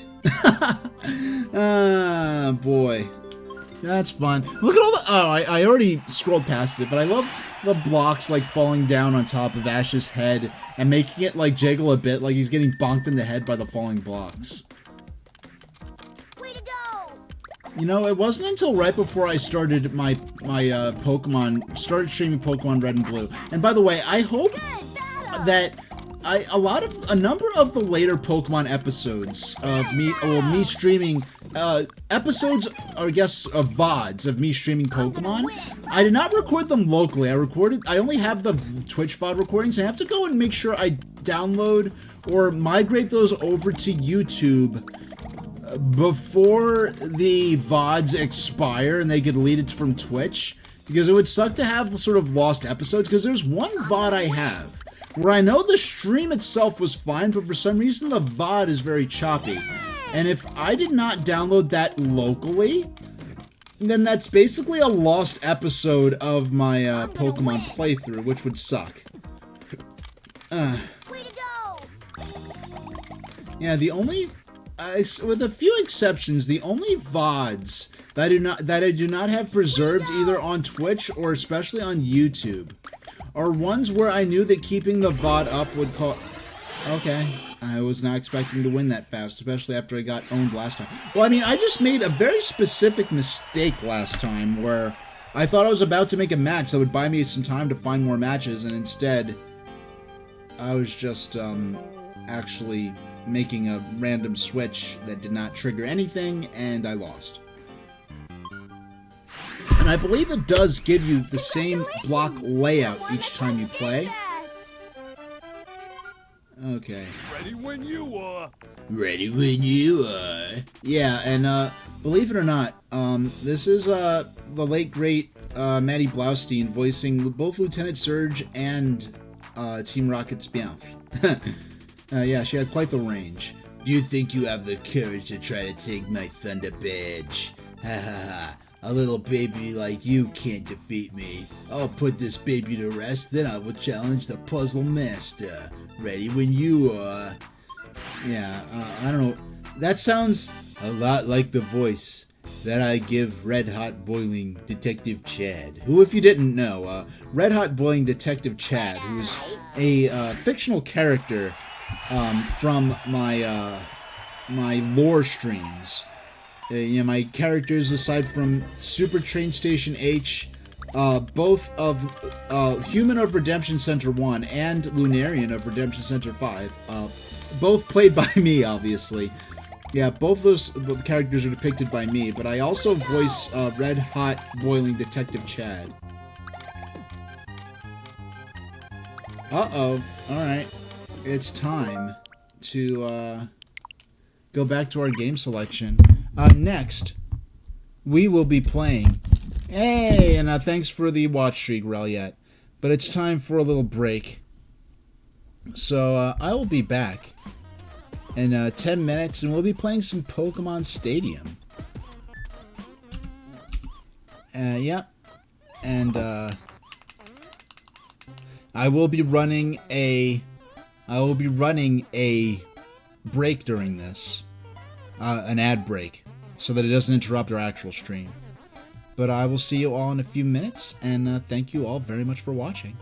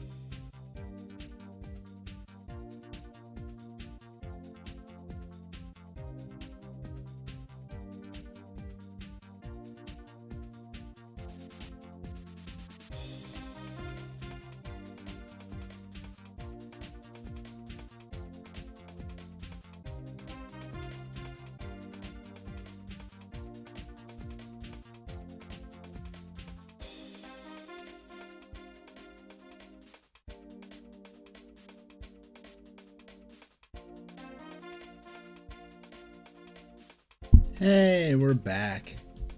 And, time for more Pokemon N64 spin-offs, tie-ins, whatever. And this one, as we can see from the box, so you can't probably see it that well on stream, but in the upper left corner of this box, you'll see it says, there's a little icon that says N64 Transfer Pack included. Now, the cool thing about this game was that it allowed players to take their Game Boy Pokemon cartridge, red, blue, or yellow, and play with those Pokemon in full 3D on the Nintendo 64. This was the beginning of Nintendo's sort of coexistence of their home consoles and their game and their handhelds, and continued on with Game Boy Advance to GameCube connectivity on GameCube. Arguably, it took its ultimate form with Nintendo's Wii U a few years later. Well, actually, kind of several generations later, but that's another story. So, game pack check. Warning, turn the N64 control deck off before attaching or removing a Game Boy pack or a controller. Yeah, considering that the Nintendo 64 Switch Online controller does not have a cartridge slot for a transfer pack, this is not something we could use, unfortunately. So let's get straight into it. Well, let's see. We have battle. Snap your Pokemon photos here. Use a Pokemon Snap Station. Oh, so this game, at least in North America, came out after Pokemon Snap. That's very interesting because I feel like I played this before Pokemon Snap, but we have options here. Voice on, delete save data, quit, censor. Okay, very simple. But yeah, I did not know that you could use the Pokemon Snap. Now, Pokemon Snap Station. I'm going to explain this when we get into Pokemon Snap later, but Event Battle.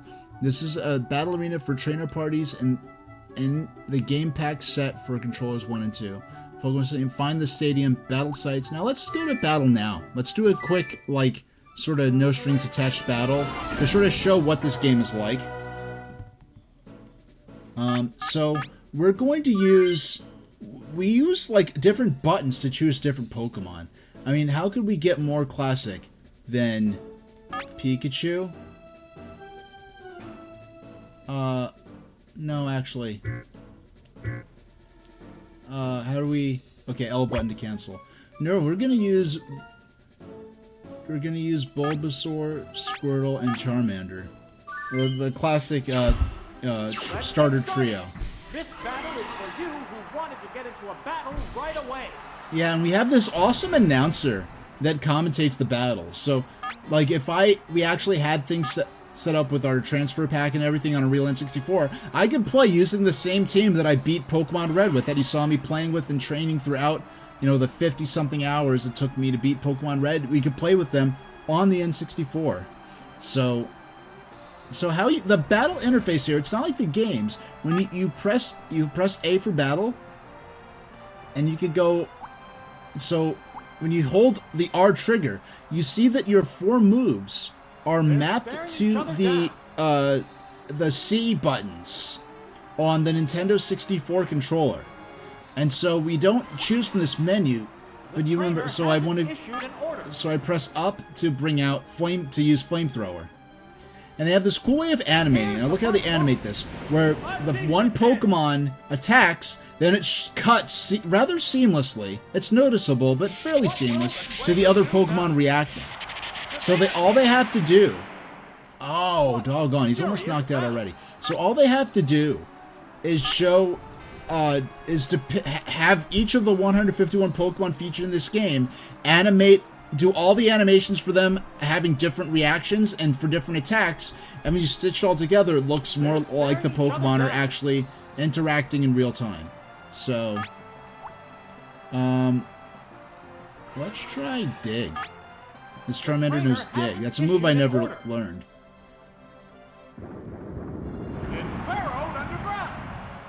Yeah, it burrowed underground. Yeah, they recorded hundreds of voice lines. Oh, the attack missed!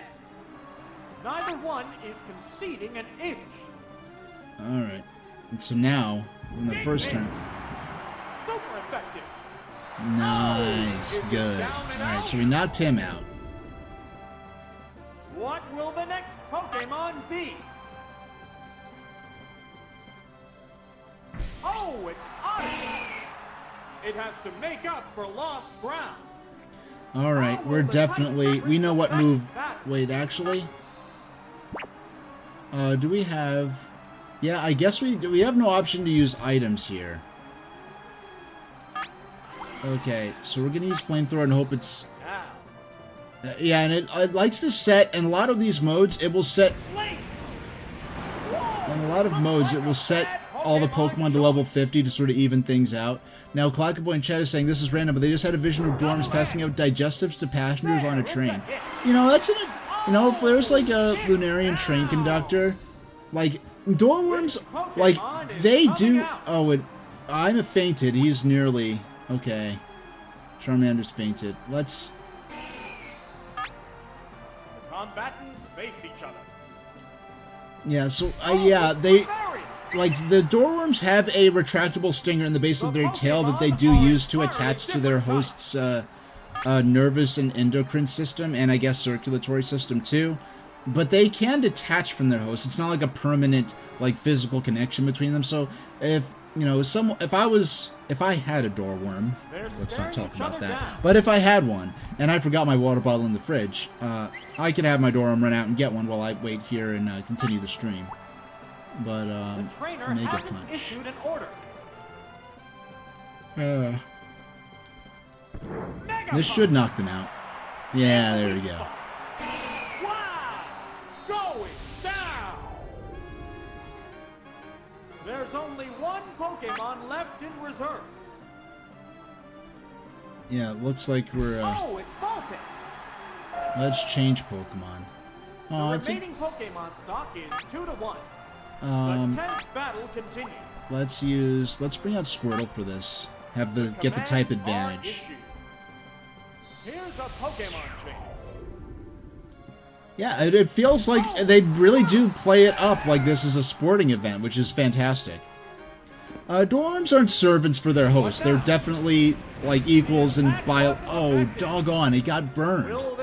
No, they're definitely, they act as an extra grasping limb that the host does, like, if I had a Dorworm, we won't get into that now, and it's like, when a Dorworm is connected to their host,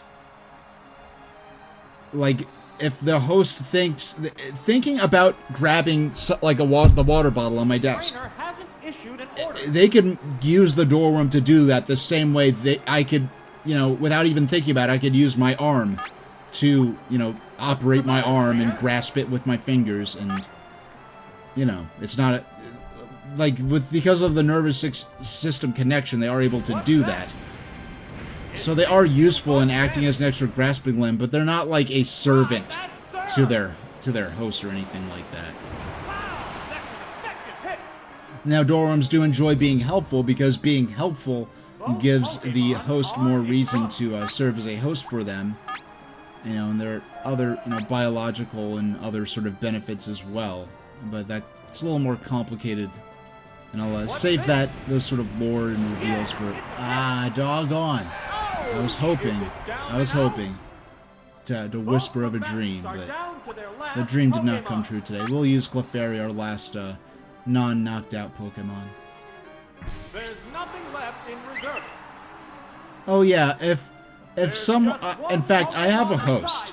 I have a host. I have a Lunarian character in a novel-length manuscript that it needs significant. I wrote this novel-length manuscript in 2011, but there's a character, a Lunarian character, who tries to smoke to look tough, and their Dorworm just keeps snatching the cigarettes for them and tossing them like in the sink, or, you know, tossing them away, because it is not advantageous for a Dorworm for their host to be less healthy. So yeah, their Dorworm likes to hide their cigarettes and stuff like that and encourage them to quit. And yeah, we won! Nice.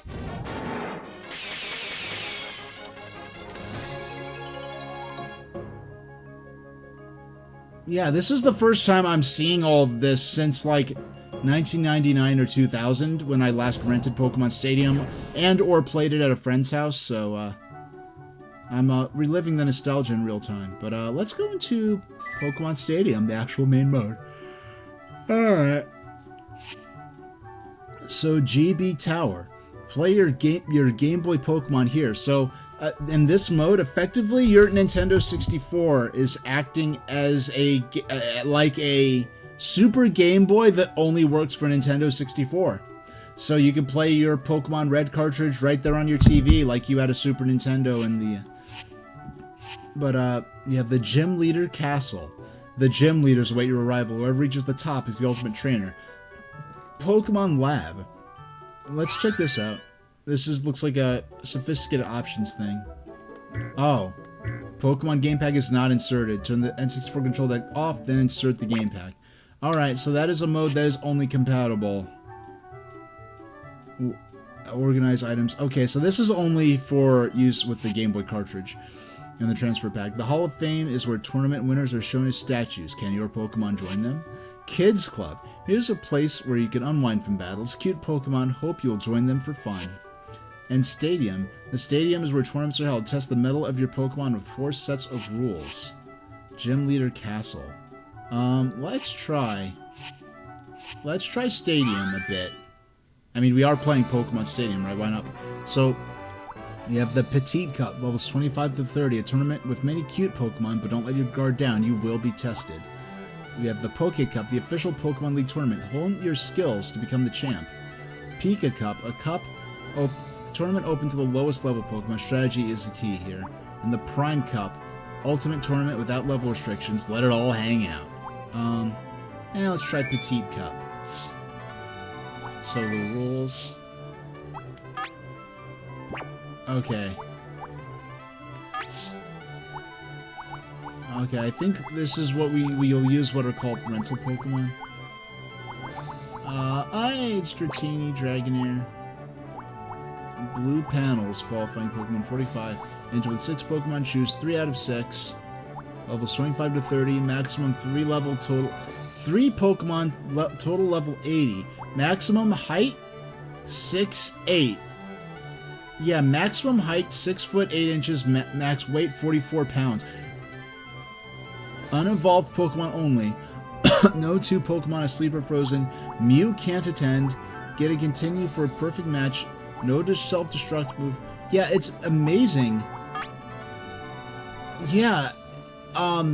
Yeah, this is so much like the rules of an if like Pokemon was a real thing. They'd be like weight restrictions and things like that in certain matches, absolutely. Unevolved Pokemon only. Only unevolved. Yeah, this is such an interesting... Yeah, this is like the kind of rule set you'd see not only in a real life Pokemon tournament, but also in an actual like video game tournament. Like there are different actual rule sets, even in Gen 1. I know, like official tournaments where there was a limit to the max combined levels of all your Pokemon.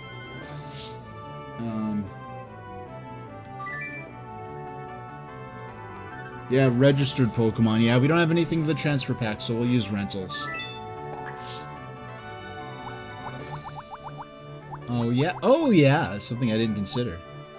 We can choose any Pokemon we want.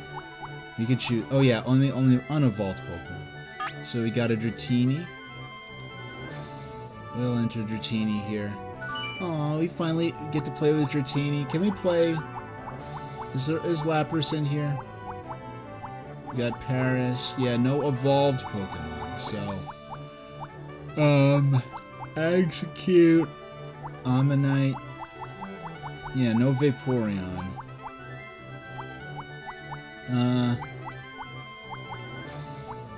Yeah, let's go with the Noodle team. We've got Ekans. They've got Dratini. Where's our other Noodle? There's another snake-like Pokemon somewhere. There's gotta be. Ghastly, Magnemite, Geodude, Diglett. Isn't there a third someone? Where's yeah, I guess there are not many Serpentine Pokemon. Okay, fine. If we can't have 3 snakes, then we can at least have 3 Pokemon that don't have feet.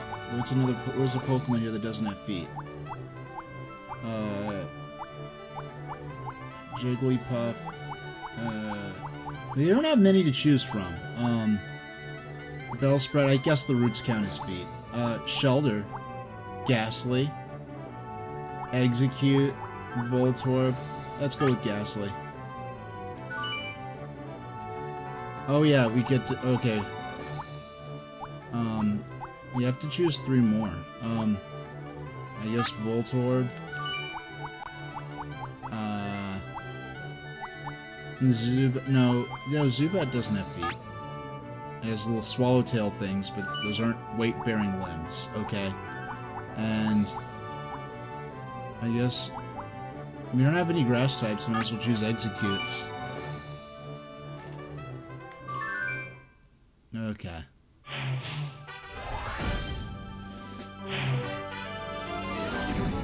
Oh, it's so cool seeing him in 3D. And the thing is, I mean, that's easy for me to say as someone who, has had limited experience. Well, I mean, the last modern Pokemon game I played was... The last Pokemon game I truly played... Oh, look at Dratini! So cute! Ah! Look at her bouncing around. Look at her bouncing around. She's happy to be in... Okay, let's get serious. We are going to, Yeah, let's use Thunder. Here's the first move. The attack wasn't effective. Alright. Uh-oh, we're gonna get paralyzed. Oops, it's paralyzed. What a furious battle. Alright, let's try Fire Blast. What now? A decent hit. Oh, yeah, not really. It barely put a scratch on him. Whereas this is going to absolutely annihilate a bug type. Super effective. Yeah, I thought so. Is it down and out? What will the next Pokemon be? Oh, it's I don't remember this music. How will the type difference affect that? Yeah, another. This seems like this battle music seems to be derived from the sort of victory theme from Gen 1. It didn't do much damage. It's paralyzed on the spot. Neither one is conceding an inch. Alright. At least they didn't use a PowerPoint. Jeez. What's this? That was weak. Alright. How's that? Oh, the attack missed. Doggone. The intense Jeez. battle continues. How hard is it, Dratini? The commands are issued. What'll it do? It's not very effective. I want to reach to the screen and hug her. Savage attack. That one hurt. Man, that was a one-hit KO. The fact that they survived so many turns is kind of absurd. There's a difference in the number of reserve Pokemon. Let's see who sends out now. Oh, it's Caterpie. The remaining Caterpie, Pokemon but count is spelled... 3 to They 1. like to nick... This character nickname... I guess these trainers are going to be actually nicknaming their Pokemon. What now? A decent hit. Yeah. I forgot how cute... Oh, I never played with... I don't think I liked Dratini line that much at the time I originally played this, so I guess I never actually played with them. And there goes the battle. Yeah!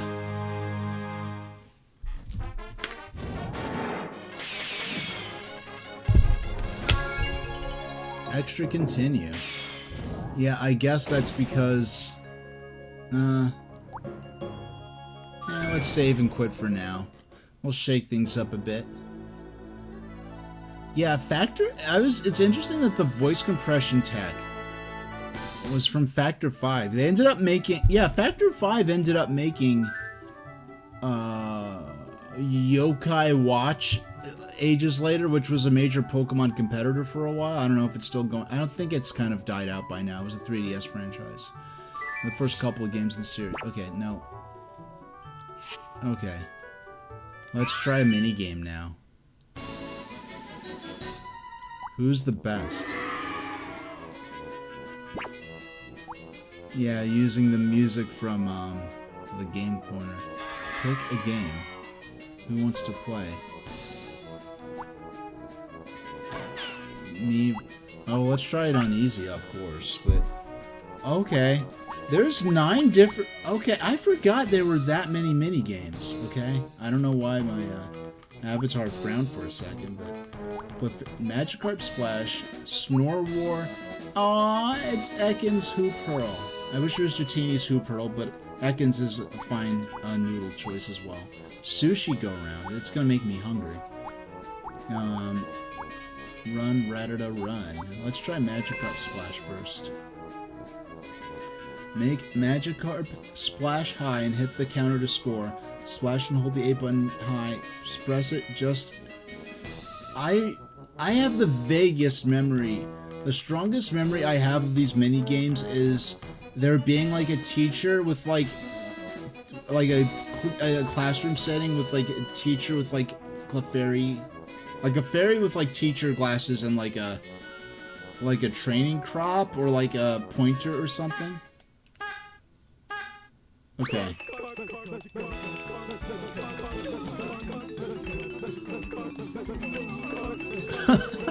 What am I doing? This is so silly. I love it. Okay, so if I jam on the button, it doesn't go that far. Okay, there's no on-screen timer. So this is like a Mario Party mini game, pretty much, that, Okay, so play a different game. Now let's try it again. Let's see how far we can get. You actually have to press start to start the game. How novel. Yeah, this is one of those mini games that's definitely probably more fun with actual other people to play with. 12, 13, 14, 15, 16, 20. Okay.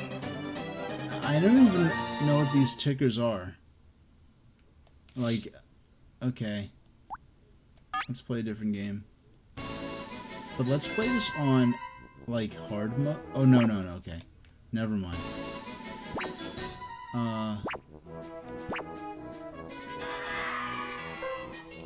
Okay, ready? I guess let's try normal. Let's try that same game again.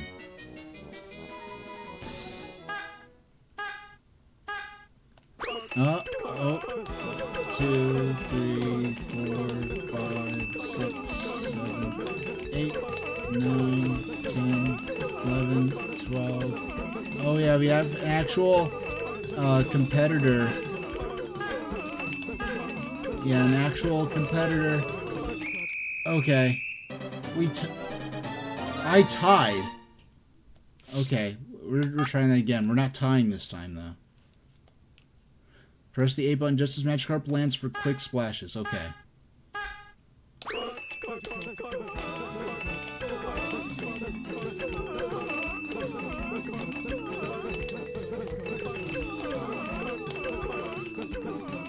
I'm pressing the button harder as though that's going to do something. It's not... The N64 controller is not analog in that way. Hey, this time I win. So... Yay. Okay, let's try a different game. No, Talco. This is Pokemon Stadium. We just tried a random battle, like us, and then we played to the first round of one of the endgame tournaments. We'll play this for another 35-ish minutes, and move on to Pokemon Snap after a little break. Clefairy says, remember the arrows on the blackboard. When the teacher tells you, enter the arrow directions on the plus control pad. The best student wins. Okay.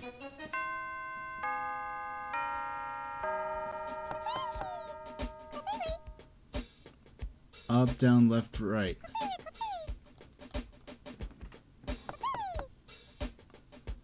Doesn't the teacher, like, beat you up if you miss? Okay, it's an HP bar based thing. Up, down, left, right, up, down. Up. Up. Okay. Yeah, Coliseum is an actual, like, full-length, like, an RPG with a full, like, fully featured quest. Up, down, left, right, up, down, left, right, up, right.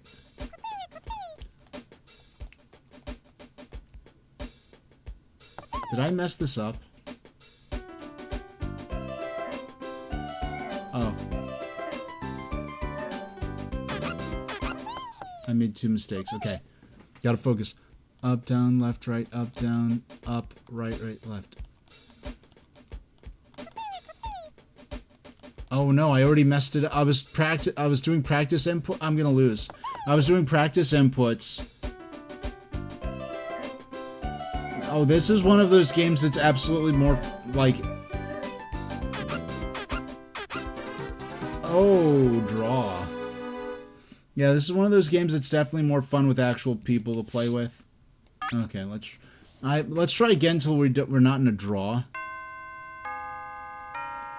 Okay.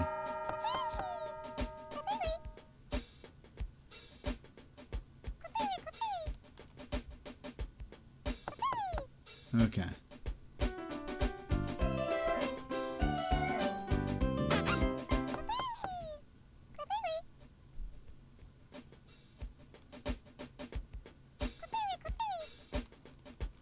Okay, up, down, left, right, up, down. There we go. Yeah, honestly, Pokemon Coliseum was a poorly named game because it implies it's a sequel to Pokemon Stadium. It's not. Up, down, left, right, up, down, up, left. I think I got it.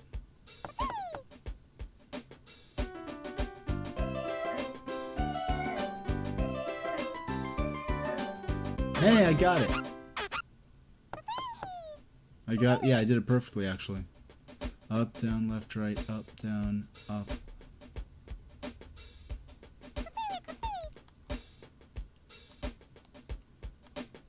Oh, I got the last 2 or 3 wrong.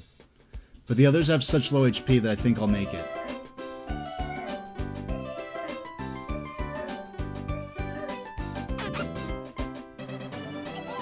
Yay, I won. Okay. Alright, let's try a different game.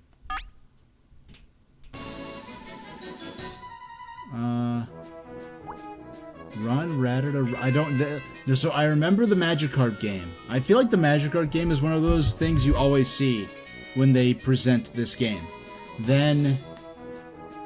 I'd say, like, I remember there being a lot of memes around the Clefairy game. And this one I don't remember at all. Tap the A button repeatedly to run. Press up on the D-pad to get over hurdles. First one with the goal wins.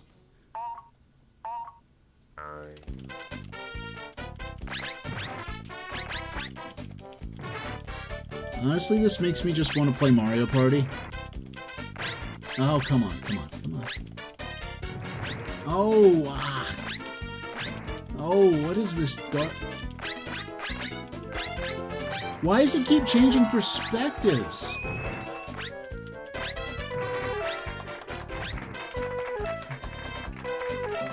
Okay, I suck. Okay, I lose. Okay, fine. That was so disorienting, okay? You know...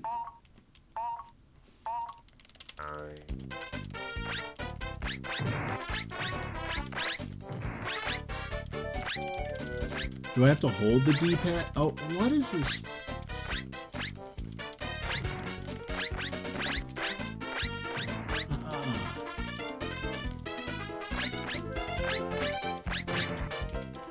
Oh, this controls feel stinky. I give up. You can just quit. It's not that I just didn't want to waste. Okay, let's play some more battles again. Let's play through some more battles. Okay, so stadium mode. Oh wait, do we have to start all over again? Do we have to start all over again? I thought when it said continue from the save point, I didn't realize that.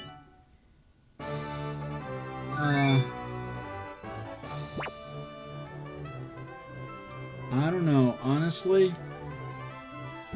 Let's play more minigames and call it. Like, we've been playing through Pokemon battles. I mean, you see how the battles work, you see how they're in full 3D. We've been playing in battles like constantly in the actual Game Boy games. These are the exact same battles, but just in full 3D. I showed how it's presented. Like I feel like especially without the Game Boy mode, like with the being able to link our Game Boy game pack to this cartridge, there's not a whole lot to show you, I guess.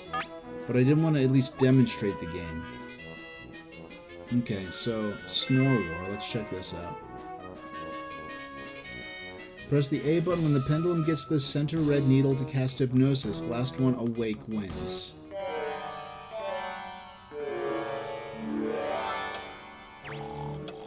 I don't get it.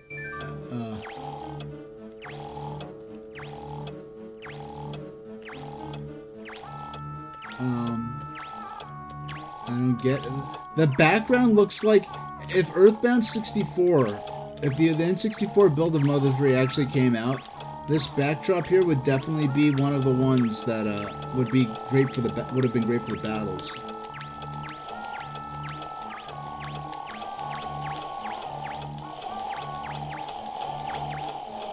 Okay, this is a little wacky. I mean, this is all wacky, but...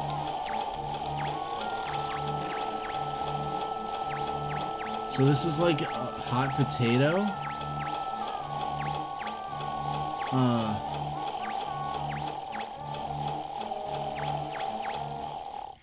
Okay.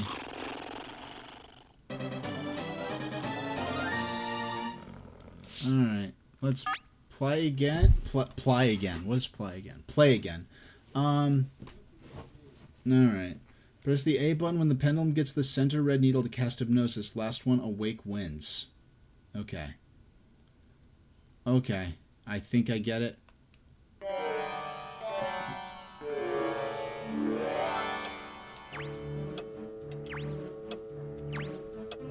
Okay.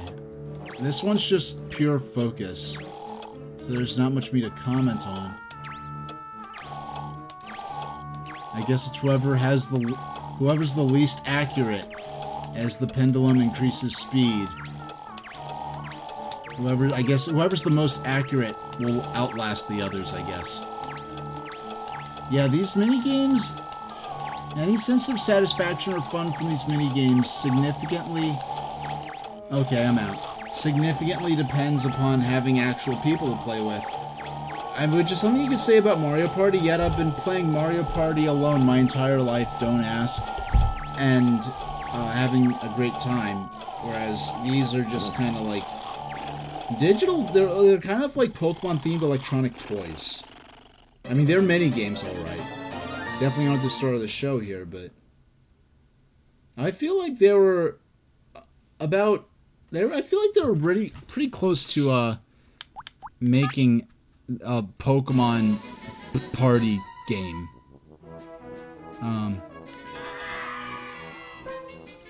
Alright, let's try Thundering Dynamo. What's this? When the lamp is blue, tap the A button repeatedly to charge electricity. Tap the B button when it's green. Passing the wrong button drains your stored electricity. The first to be fully charged wins, so... Tap A to charge electricity, tap B when it's green. Okay. The Voltorb on the left.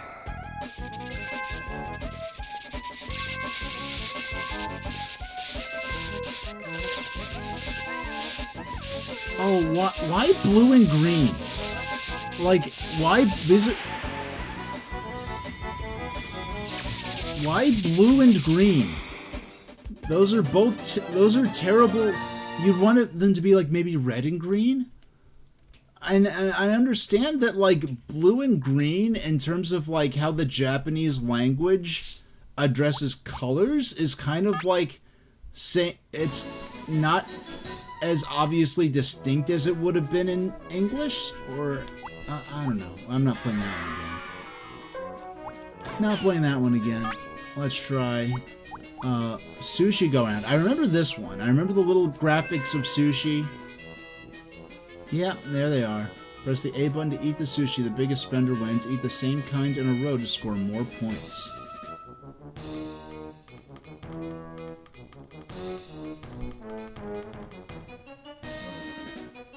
Okay, the biggest spender wins. Okay. Okay, so we're trying to eat sushi. Alright.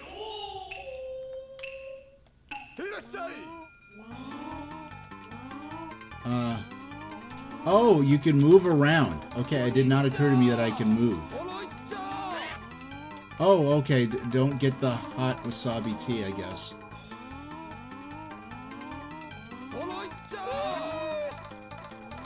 Okay. Yeah, this is so Japanese that I... Oh, yeah, I want the tamago. Give me that tamago, yeah. Tamago's my big favorite. Okay. Yeah, this is so explicitly Japanese. I'm kind of impressed that you didn't get localized to be like burgers or something. Yeah, I get these Lickitongue's trainers have a credit card with an infinite spending limit, apparently.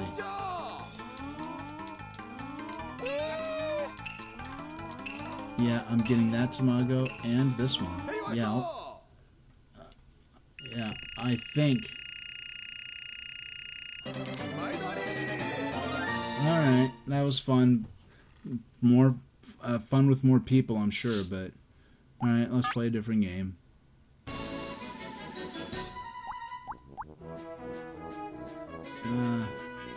Ekans Hoop Hurl.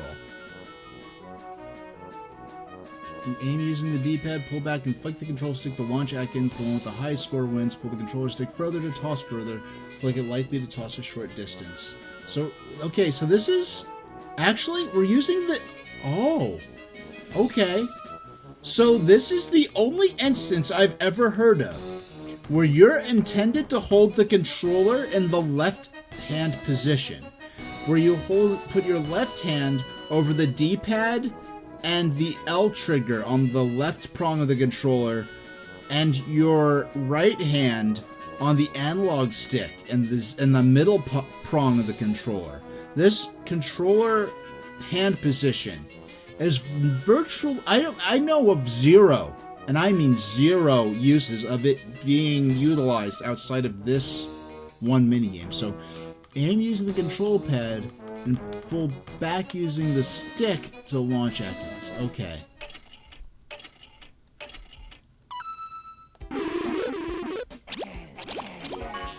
Okay. Okay. Wow, look at the texturing on Diglett here implies that it has fur. And this is something they never ever did again, as far as I'm... Okay. Okay. No one... The fact that no one's getting these is, Yeah, that's... These Diglets are angry like Doug Trio's often depicted as being angry. Yeah, they're little fluffy, angry, fluffy Diglets. This is something, as far as I'm aware, they never did again. I am not doing good at this, but neither is the computer, honestly. It's a shame. I would have thought this... I wanted the Snake game to be especially fun, but Can I get even one before the... Oh, a gold one. Alright, that did not go well. At least the little Sneck is happy, though.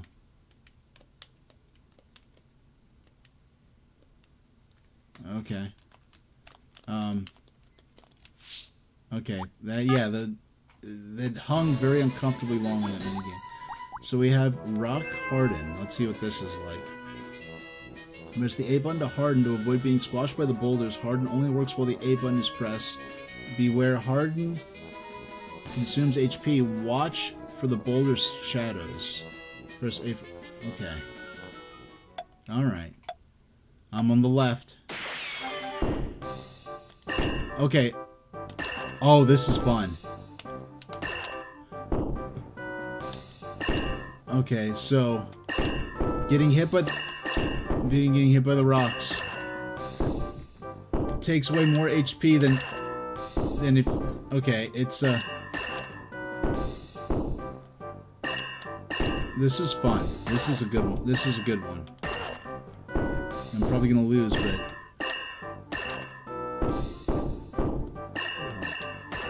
I fainted.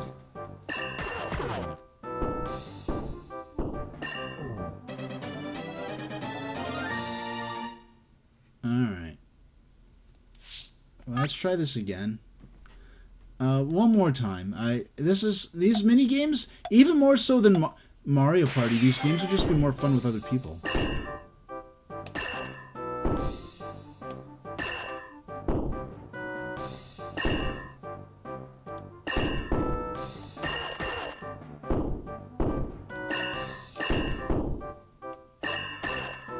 I feel like I'm not...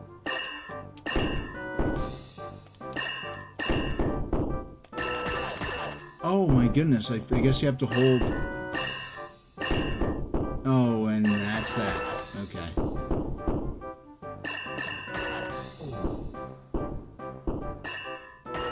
Alright, I'll try one more time and then that's it.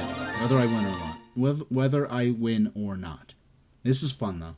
It's a good mini game, but it's like Okay, hey, I'm a Metapod this time. Maybe that...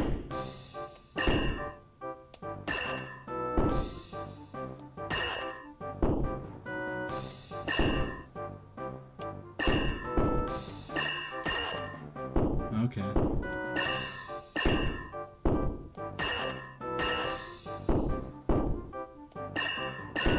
Okay, we're doing good. Oh, come on.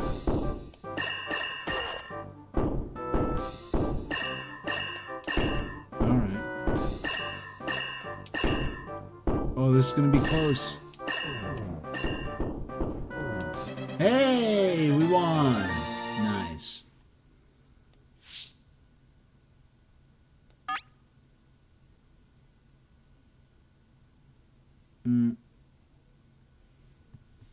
Yeah, how about...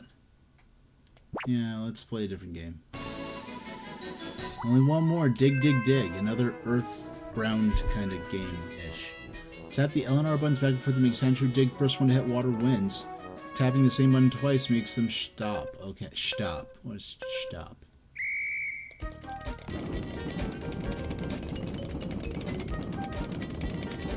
Okay, okay. Hey, that was simple.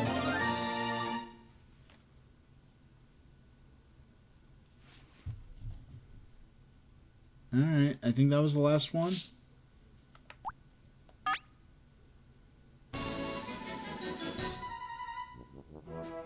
You know what?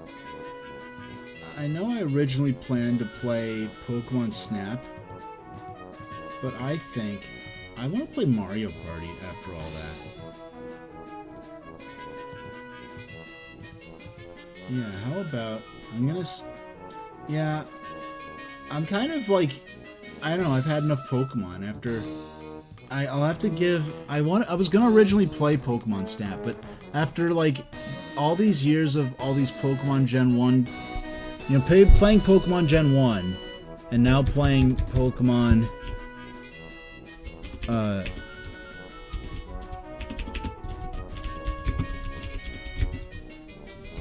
Yeah, how about... And then... Okay. So... I'm gonna change the stream name.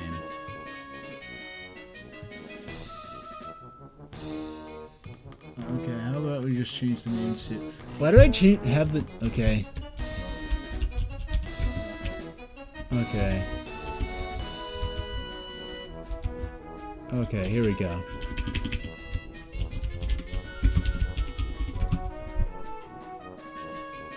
Alright. Yeah, we'll change the stream title. I'll be back in like 10 minutes, and we'll play a round of Mario Party 2. Okay. Yeah, I wish I could go on longer before a break, but it's time for, if I'm gonna do a full round of Mario Party 2, I really do need to give myself a full 10-minute break. So where's Mario Party 2 down here? There you go, there's Mario Party 2. Alright, so I'll be back in another 10 minutes. We'll play a round of Mario Party 2 and call it a stream. So, oh, there we go. So I'll be back, not in 14 minutes. It's a little excessive, I think. How about in 10? I'll make sure to run an ad break to make sure that y'all are ready for some more gameplay. We'll play Mario Party 2 and call it a stream.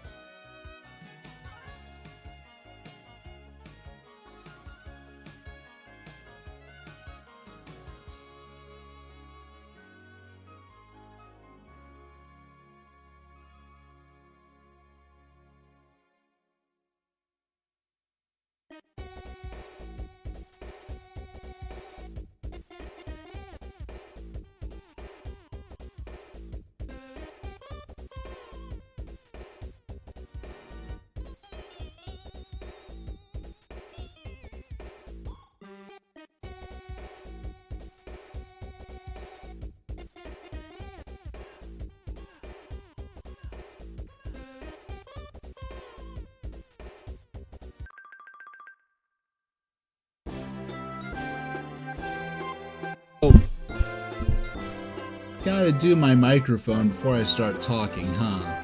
Yeah, basic stuff, but let's get started. Let's play a round of something in Mario Party 2. I don't think I've played this all year. Yeah, this is the first time all year I've played this. It's one of my staple games, I guess you could say, but it's been a while since I played it. And we do not have access to Bowser Land. That's very embarrassing. I would say, I guess probably... let's play Horror Land. We'll make this fast. Make it a 20-turn game. And call it a stream. Yeah, sorry if anyone was particularly excited for Pokemon Snap, but I'm just like fully Pokemoned out at this point. And at the same time, I can't wait to play Pokemon Gold and Silver eventually, but yeah, I think we've had enough Pokemon for now. Let's play something contemporary to Pokemon Stadium, at least. Let's set them all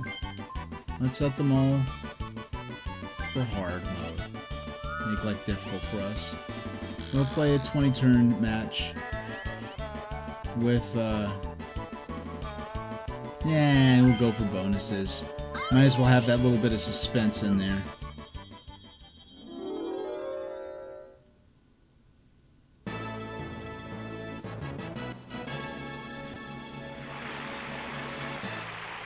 Yeah, and this is the only Mario Party game where they dress up in themed costumes during the board game segments of the match.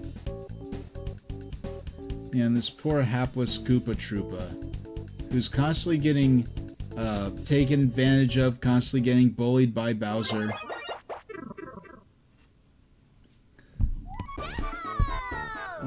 We're here, everyone. This is Horrorland. In this haunted forest, witches' cottages line the paths, and ghosts gather after nightfall. Wield the magic of truth and justice when venturing through the forest. Your objective this time is to defeat the wizard Bowser, a resident of the haunted forest. And you know, I do not believe this to be, this is not influenced by Harry Potter as far as I'm aware. This is just like, you'd think if this came in like 2001, 2 maybe, but yeah, this is actually, I believe this was made sort of without any influence from the Harry Potter franchise. Okay, so I go third, which was my favorite position to be in. And Peach is 4th. Lastly, a present. Give you each 10 coins. Good luck on the way to the path to become a superstar. Let's show you where the first star is located. Okay, we'll be playing 20 turns and 20 mini games. If I had Bowser Land open, I would have used that map, but somehow I erased my progress in Mario Party 2 on Nintendo Switch, and I had to start over. This is Koopa Bank. Please deposit 5 coins. Yeah, the banks all take away 5 coins, but if you pass them, but if you land on that spot, you get like a big like payout of coins that you don't even have to pay taxes on. So it's kind of like a round robin, I guess, if you want to call it that. Alright. Deposit 5 coins. Okay, 1, 2, 3. 1, 2, 3. 1, 2, 3. And we're trying to get... There's very little hope. Yeah. I would have to have extraordinary luck in the first minigame in order to have been able to buy an item after this turn anyway. I'd have to win in this minigame, roll a 1, have no one else... Yeah, it's highly unlikely. We'll all probably be running right past here. So, how this minigame works in Mario Party 2. In Mario Party 1, this minigame works that the first player to hit the rope loses, and everyone else gets coins. But in Mario Party 2, it's the last player standing, which is the more obvious approach to making a game like this. Alright. Yeah. Yeah, in Mario Party 1, there would be minigames where the losers all lose coins and the winners gain the coins that the other players lost. Or there are also coins where you could directly, there are mini games where you could directly steal coins from other players. They got rid of all the coin theft mini games, and it's very rare, only in very specific circumstances that are sort of defined by board events that happen during the board game play section. Can players actually, oh doggone, can players actually lose coins in a mini game? And it's kind of funny because it's been a long time since I played Mario Party 2, and I think most recently I did play Mario Party 1. Yeah, I don't think I've played a Mario Party game all year, actually. January, February, March. Yeah, and we're more than 25% of the way through the year, believe it or not. Alright, so Mario. Okay, can't buy any coins. Peach, I mean, Yoshi has more coins than any of us, and even he can't buy a star at this point. Oh yeah, I forgot the L trigger, which players are not likely to hit because you're going to be holding the game in the right-handed position. Okay. Yeah, there's no, in terms of looping back around, I believe going this way is going to be our best bet. Oh yeah, oh right, I forgot the Thwomp moves every time you pass him. Oh, you know what? Ooh. Well, you can do something sneaky. Let's steal coins from Yoshi. Not only does he have the most coins right now, but we'll be able to prevent him from getting a star this turn. I mean, sorry, I can only get 6 coins. Anything that gets him above 20 or more is strategically significantly advantageous to us. Yeah, and all of a sudden, yeah, with Peach passing by the bank, all of a sudden, I have the second highest coin count in the entire map. We especially can't let Peach win this minigame. But of course I'm gonna win, but we especially don't want Peach to win. We're not gonna try to we'll sabotage the other players in general, and there's no real reason in targeting. Okay. Yeah, definitely wanna, yeah, get him out of there.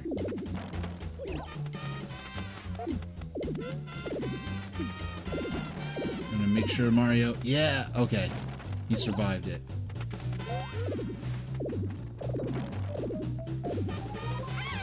Yeah! Sorry, brother. Okay, just one-on-one now.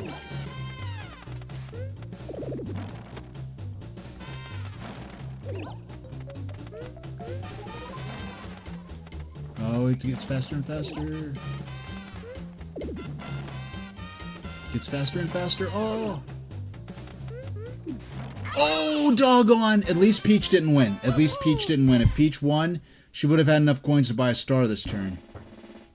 Or the next time he comes around. Well, now Mario does anyway, but not much we can do. Hopefully the next player to pass Boo steals coins from Mario. Wait, actually, if Mario does not win this next minigame, when he passes the bank, he's not going to have enough coins to buy a star, because he's going to lose 5 coins. And, wowie wow, it's daytime, which means the Thwomp blocks can't be paid to move.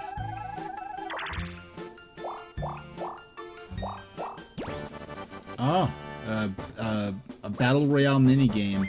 We all have to pitch in coins and compete for the pot. Oh, doggone, I'm not great at this game. And I'm gonna have a no practice rule this time around. I'm going to, and all the other players, this game has counterintuitive controls by design.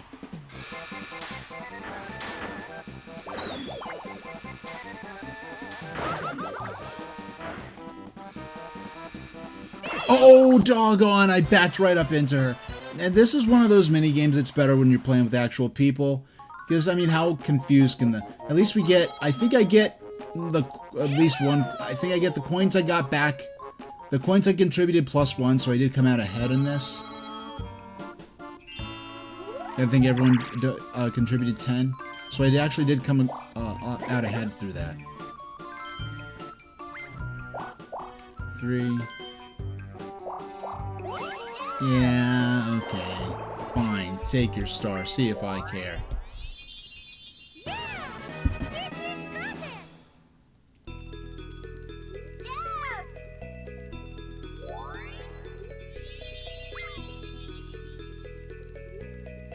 By the way, Baby Bowser's moved over here. He's after your coins, so avoid him if you can.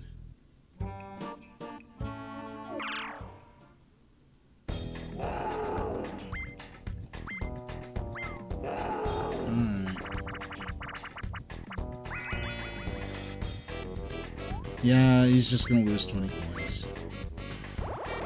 There they go. Nothing left. He doesn't even care that she technically shorted him. Well, she didn't technically short him, she literally shorted him. And, 1v... It's not often that you get a 1v3 minigame from 3 players landing on red and only 1 landing on blue. Usually it's the other way around. So that's interesting. Let's go for it. Please, not Crane Game. Yeah, not Crane Game. Crane Game sucks in Mario Party 2. It makes sense in Mario Party 1 because you can steal the other players' coins, but in Mario Party 2, it's like, like, because you can't steal coins anymore, so the whole point of the game is kind of worthless.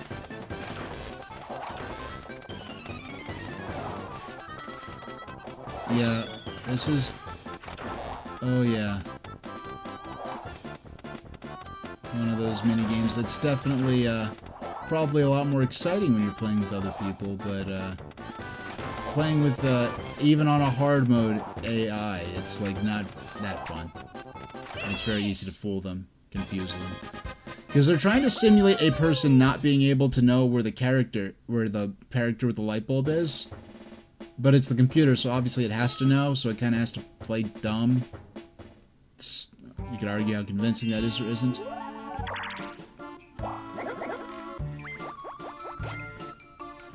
Alright, and now even though I don't have a star, I'm number 1 in terms of coin count already. Yeah. Okay, we definitely do not want him. Nice, a good heavy roll. Ah, you landed on a question mark spot, potentially putting us, keeping us competitive for a happening star at the end of the match. Oh yeah, I forgot. Yeah, it's not that some things only happen at night, some things only happen a day, and looks like it'll be a 4-player minigame. I could have gotten red, which would have caused me to be the out player in a 1v3 minigame. Okay. Okay.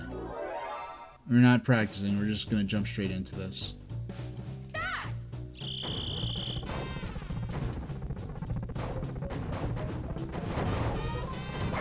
Oh, doggone. All I have to do now is watch Peach and Yoshi duke it out. I somehow doubt that Yoshi's gonna have a tank in the Mario Galaxy movie, but we'll see.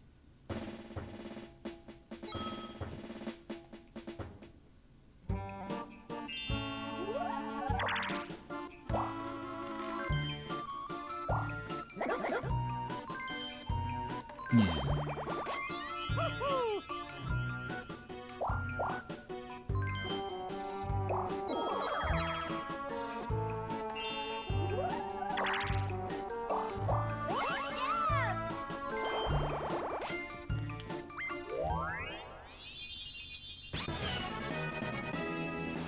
Alright. Okay, the next star is over by the piano and the saxophone. Oh, I just realized. Or if I did realize, I forgot. That piano is the evil mouth tooth, the carnivorous piano from Mario 64.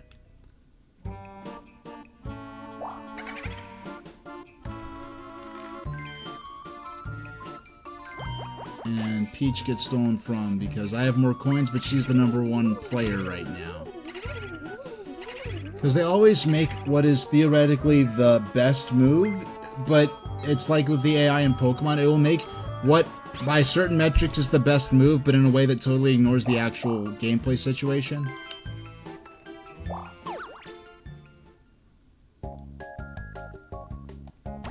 Coffin congestion. The coffins open and close, revealing the items inside.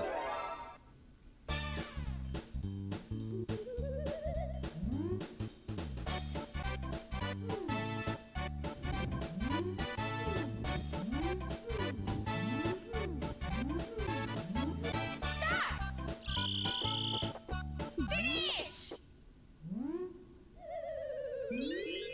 That item!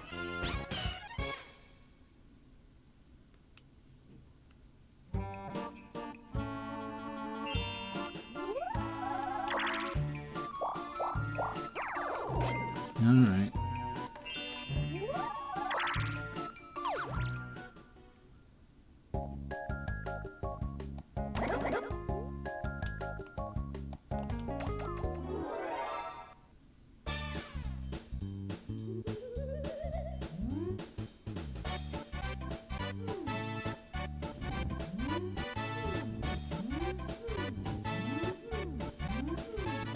Alright, now the one-player minigames.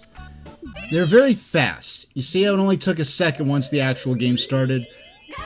I mean, these are called the item minigames. And what these are replacing are literal one-player minigames that were basically minigames that were to the full scale and, I guess, as the other multiplayer minigames, but only starring a single person. So the other players were just sitting around doing nothing, which is not what you want to have in your party game. So they streamlined that to the... Now, I really believe this this minigame, it's probably a lot more interesting when you're actually playing with other people. Now, why did they give the penguin, like, a little X bumhole? I don't know. But I honestly feel... Hold on. I had to reposition my hands a bit beneath my desk. I really do feel as though I am in full control of the bobsled.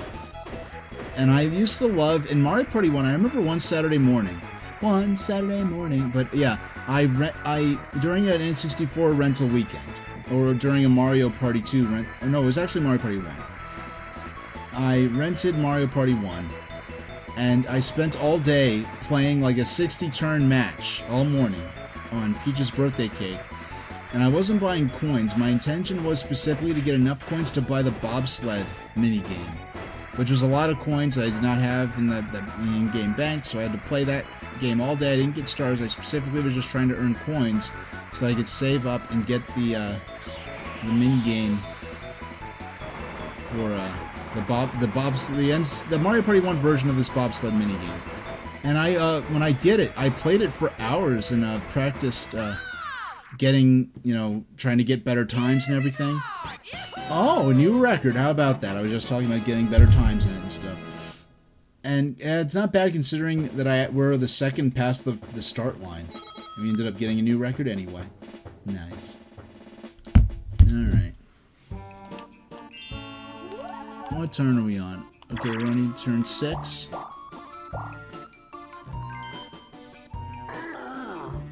Yeah, the Thwomps can only be beckoned to move during the,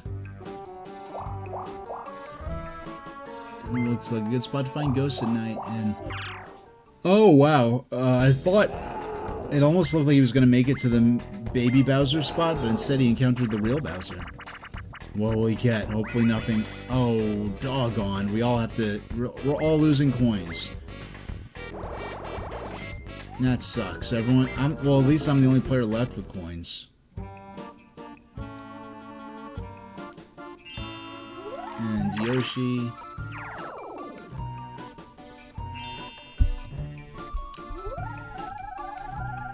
Alright.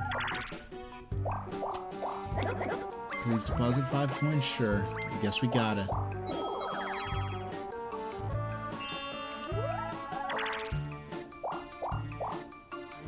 And up.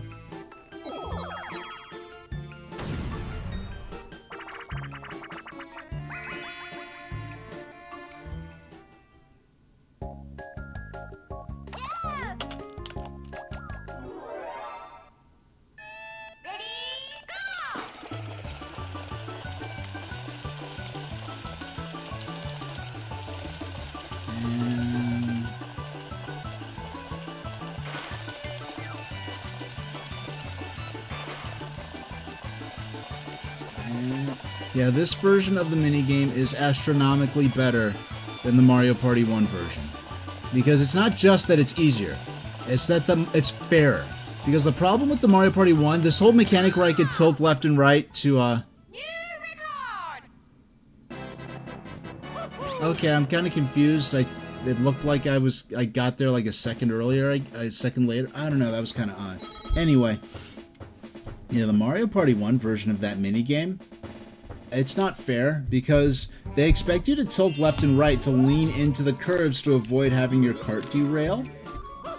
But the problem is that the camera angle keeps changing, so you can't fairly, it's asking you to unreasonable things of you. You can't accurately tilt your cart away from the curves at those high speeds, while at the same time, I just realized the Boo actually is only on the field at night, huh? Yeah, and every other map the Boo is always available. On this particular map, I guess the Boo is only appears at night. That's interesting. Why night turned to day? Alright, my turn. Okay. Let's take an assessment. Okay, so we're way up there. We want to go, yeah. We don't have much of an opportunity to buy items. We'd have to win the next minigame with bonus coins, which sometimes there are loose coins available during minigames.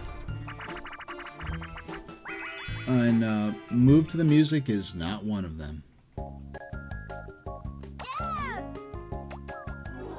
Alright. This is kind of an interesting minigame. This is kind of like the Clefairy minigame in Pokemon Stadium.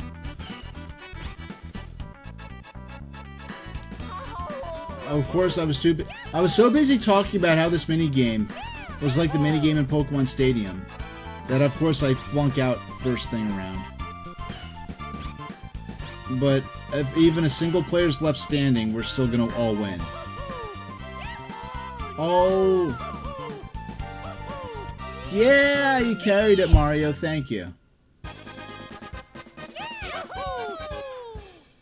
What annoys me is in Mario Party Superstars, they use that fanfare from the end of the minigame to represent all of the different Mario Party 2 minigames when you beat them. But that fanfare is specifically only played when multiple players win coins. Instead, they use it for all the Mario Party 2 minigames that appear, which is very annoying. It's considering how good Mario Party Superstars was, the one game I wish had paid DLC and it never gets it. Gee whiz. Way to go, Nintendo. But anyway, for all the attention to detail they put into Mario Party Superstars, I found it very odd that they did not use the single player and single winner and multiple winner fanfares appropriately for the Mario Party 2 minigames. Okay, so 1, 2, 3, 4. 1, 2, 3. No, we are definitely not going to land on the Bowser spot, and plus, that's not the direction the coin is anyway. Hey, coins. It would have been nice if it was a star, but we are definitely we're in good shape to get the star next turn, unless something crazy happens. But it's Mario Party. That's what something crazy always happens in Mario Party. Okay. Oh, case in point. Peach lands on the Bowser space. Oh. Yeah, it would have sucked to get Bowser Revolution now, because now I actually have a lot of coins. Enjoy being broke, Peach.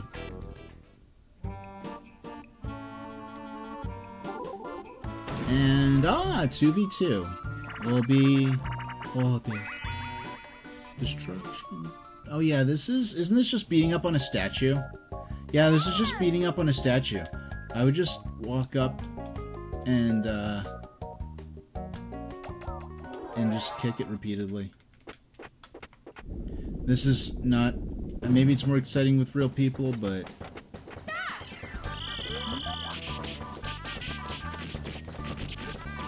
Yeah, you just mash the button. Maybe it's more interesting when you... Oh! I can't remember the... You know, I'm sure that... When I tried to be fancy and kick first thing, I'm sure that's what cost me this minigame. Because I basically never lose this. And I don't even feel like my partner's contributing. They're just there, but it's like me that's winning it. I think that might be the first time ever I lost that minigame, at least that I can remember. Man, we're almost halfway through this already.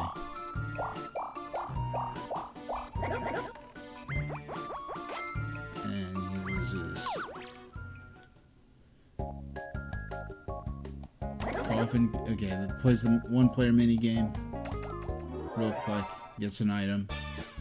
I don't think a single player's purchased an item yet, if I remember correctly. I think everyone who's gotten an item has done it through a minigame to this point.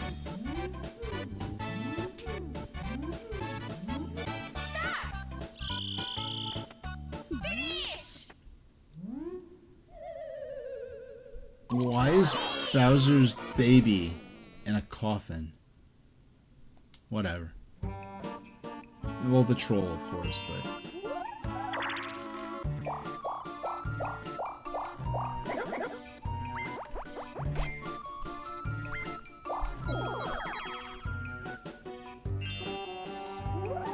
Okay.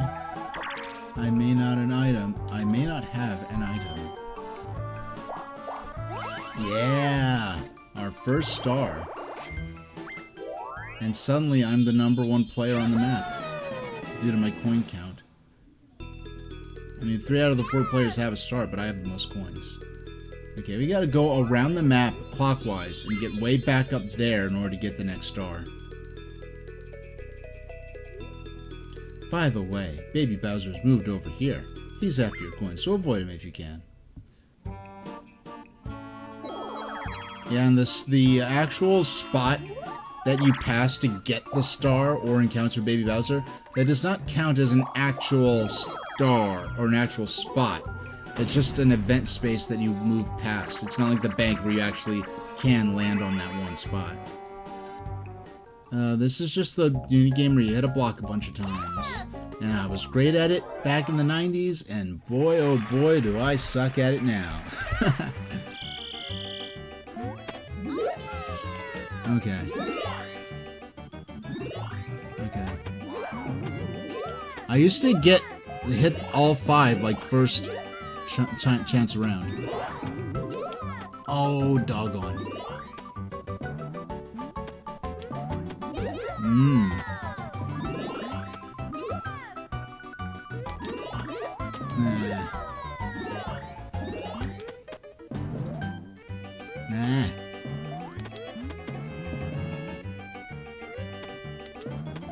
Ah! Nah. Man, me and my old people reflexes.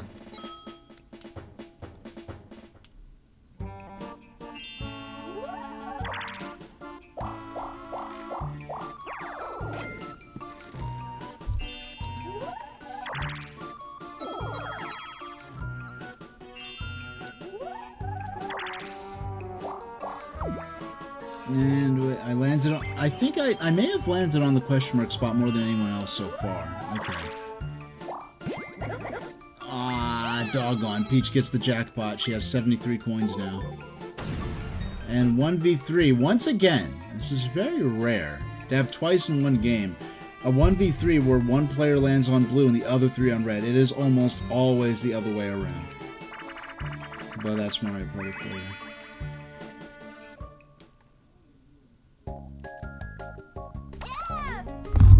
Throw the lever to spin the power turbine. Stop your rivals in their tracks and roll them all off.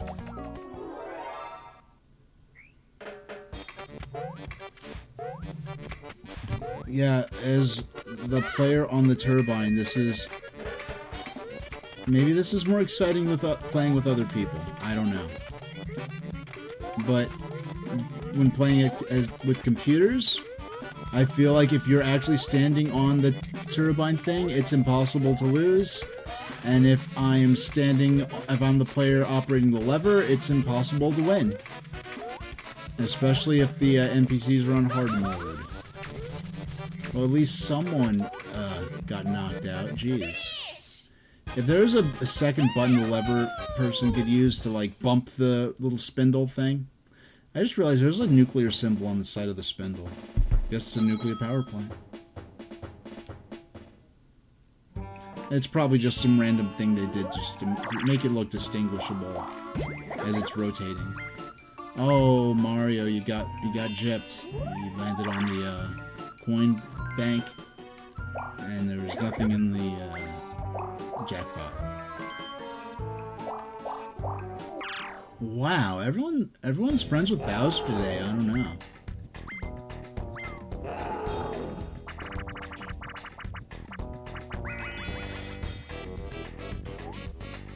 Okay, so once again, everyone loses coins. Why do I always get the coin potluck? At least Bowser Revolution, I believe I would have had more coins than I started out with. 13, 23, 33, and Peach has like 63. Yeah, I believe I would have, if Bowser Revolution had happened, I believe I would have had more coins than I started with. Now I'm in second place because Peach has more coins than me.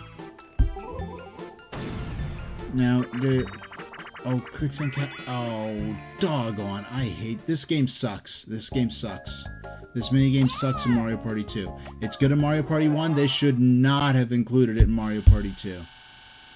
This game only makes sense in the context where it's possible to steal other players' coins. Without that being removed, this minigame is...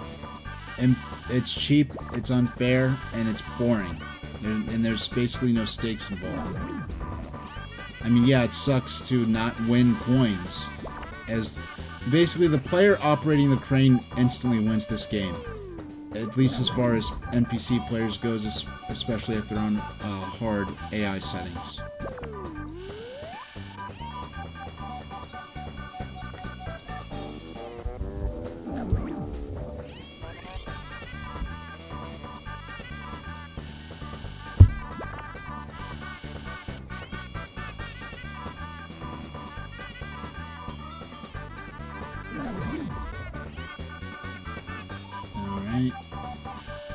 You see, look, I'm just sitting here doing nothing, and even when he comes to grab me, there's no way I can escape. There's nothing to even comment on. 40 seconds I'm supposed to survive this. I'm supposed to jam on this button. Yeah, that you were probably looking at is, I believe, I don't know the Japanese name, but I know the English name of that game is Fortune Street, and only one game in the entire Fortune Street series has ever come to North America. It's sort of like it's not like this. There's no focus on mini games. What it actually is it's like Monopoly, where you're like buying and trading properties on the board. And I think there's some kind of rent system like Monopoly. But with Monopoly, like, well, it's not like Mario Party. I know people who bought Fortune Street on the Wii were very disappointed that it was not like Mario Party with, like, you know, these mini games in between the, you know, the rounds of the board game section, like what you have in Mario Party. Okay. Oh, let's see, what can we buy? We can't buy a gold mushroom, we can't buy... yeah, we're not gonna buy. We're gonna buy nothing and like it. Gonna save our money. We need to win one more. You have to keep going this way. And the one that was on Wii also did have Mario characters in it, which caused and Nintendo kind of emphasized the Mario characters in it to sort of attract more people to play it, which made people expect a more Mario Kart-like experience, which just led to more dissatisfaction when people actually played it. I never actually got to play it though, but I heard if you're expecting a Mario Party type experience, you're not going to have a good time, and it looks like Peach is about to get that star. Hey, Platform Peril. This is one of those mini games that I suck at the Mario Party 1 version of it because my muscle memory is based around this one, which is a very slightly different version.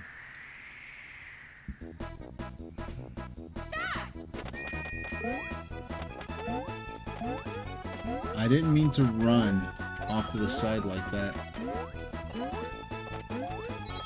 I have to jump very efficiently and... Oh, come on! Ah! Oh, no! Okay, that RIP for me. Should have grabbed some of those stray coins sitting around. I would have left with something, but not this time.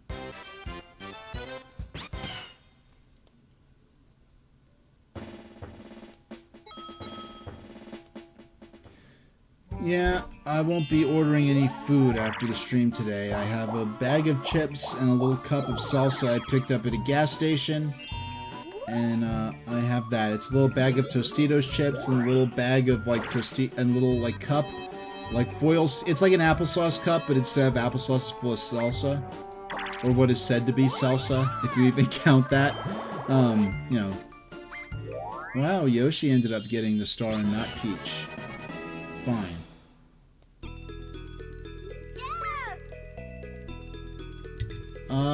Looks like the next star is almost directly in Yoshi's way.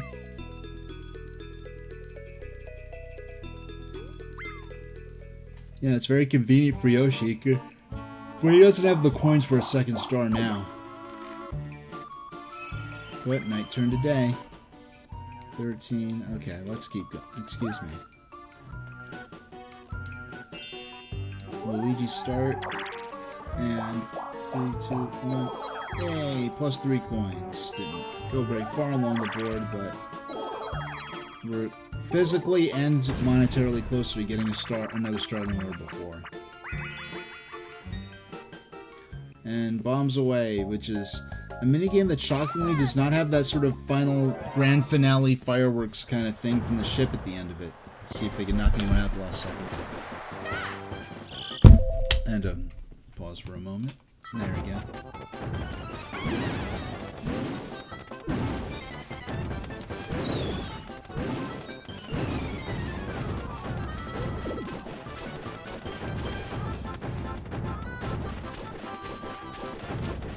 Alright. Yeah. Here comes the final salvo. Anyone who survives this instantly wins. Okay, there we go.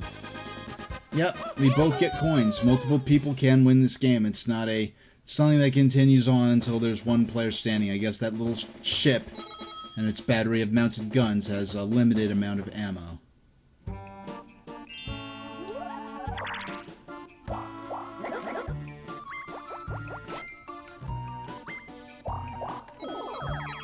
There we go.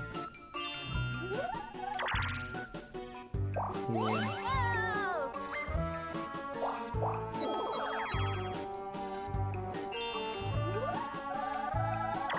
And 5. And then tonight, Clackaboy is going to try to go to an Italian restaurant they've never been to. You know, I can't wait to have my own apartment, and I look forward not only to cooking, but eating. And maybe even having a couch to sit on it, and maybe watch a small amount of television. Have my occasional, like once a month, like, you know, sit on a couch, you know, order some sushi and watch anime kind of night, you know? Such a thing. Dare to whisper of a dream. Yeah, when it's your own place. Like, I'm subletting a back room, and I've had a great time doing it, but it's time to move on. I wasn't subletting at my last place, but I was sharing the place with like 2 other people. So it wasn't quite my own place, even though I had more free reign of the house than I do here.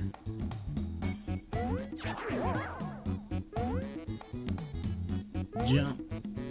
7, 8, 9, 10, 11, 12, 13, 14, 15, 16, 17, 18. Oh, 19. We're gonna do better than last time. 20. We did.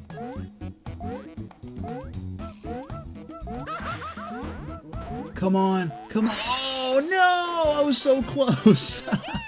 Shucks. Doggone.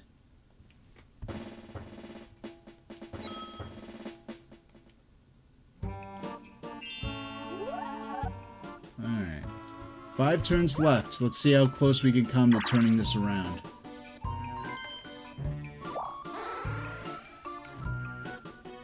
And yeah, the warp, his warp magic is actually just rolling and scaring someone across the board off of the normal path they'd be obligated to follow.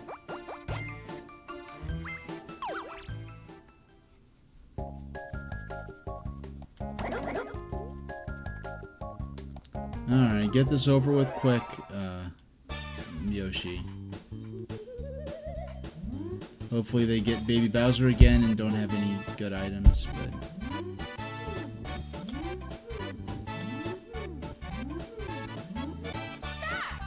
And... oh?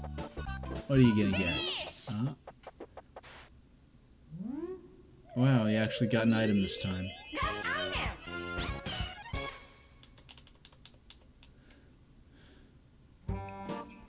So, do you know, have you looked at this restaurant's menu in advance, Kalaka Boy, or are you just, gonna wing it and just show up and see what they've got?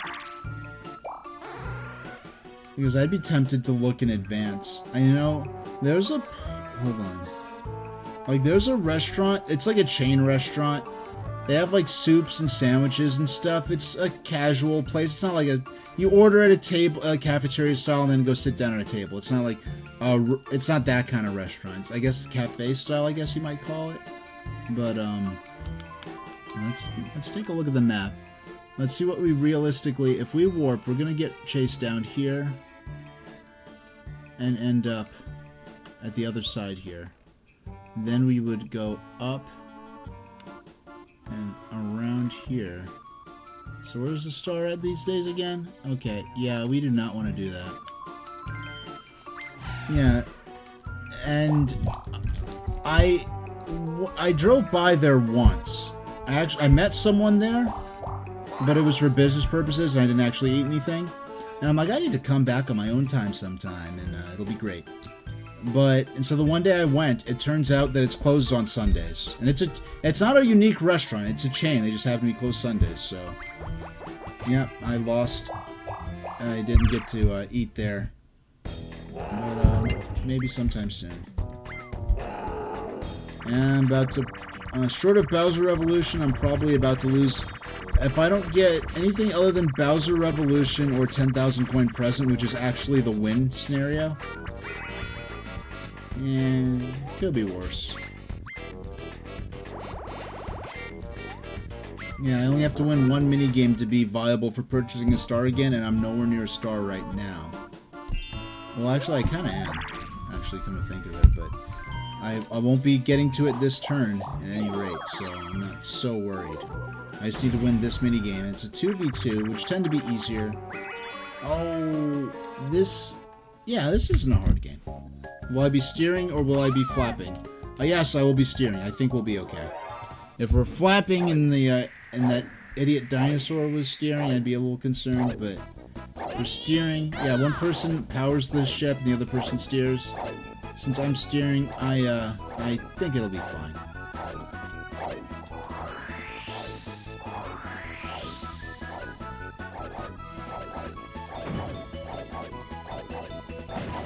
Yeah, if only it took, if only we lived in a world where this is all the physical exertion it took to actually flap a vehicle's wings manually and cause it to successfully fly and navigate the air. I'm going to avoid these balloons. They're kind of like mines.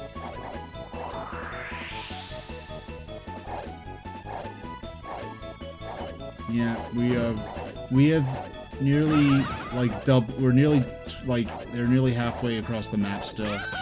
Yeah, we absolutely annihilated them. And wowie wow, new record. Luigi Yoshi won.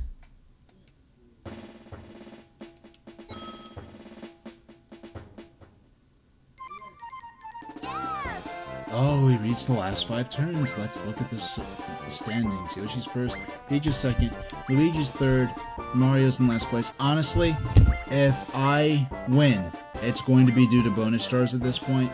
I have been doing great on the board game section, on the board game play. And the Flomp is putting his bets on Mario for whatever reason.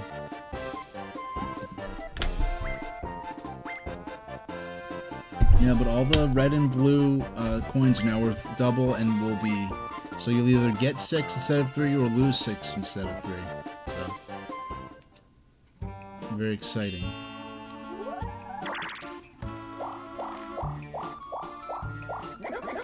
Koopa Bank, please deposit 5 coins.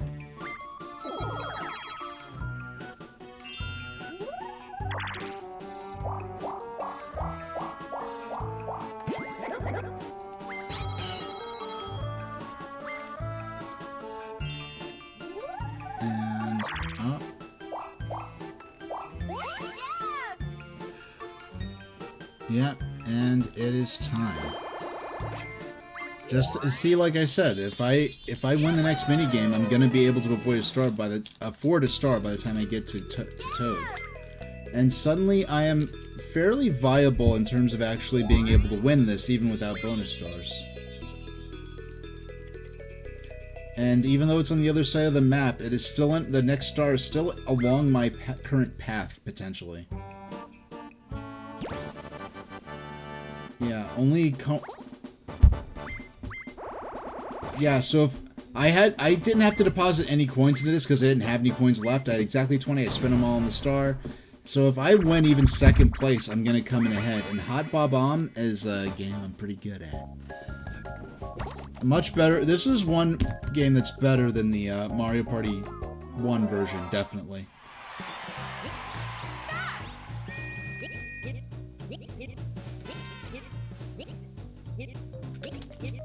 Yeah, you have to actually manually choose to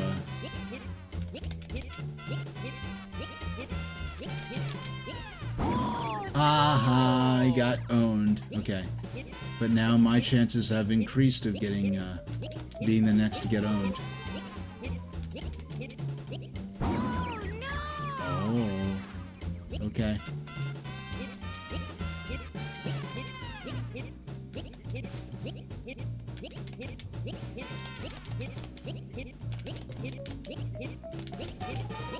Oh, yeah! Woo! Nice. So I will have, like, I think over 20 coins now? Wow, 63 coins for winning that. Wow.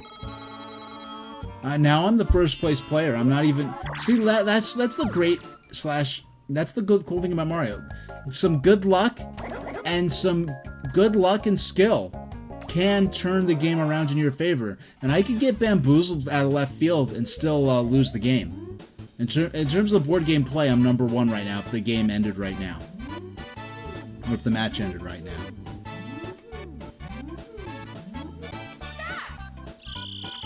And what is she gonna get?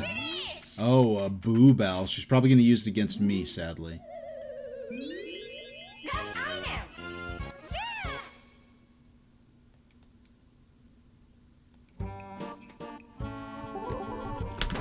And a 4-player minigame. Shy Guy says. This is a tricky one. I win it as often as I lose it, I'd say. It's, okay.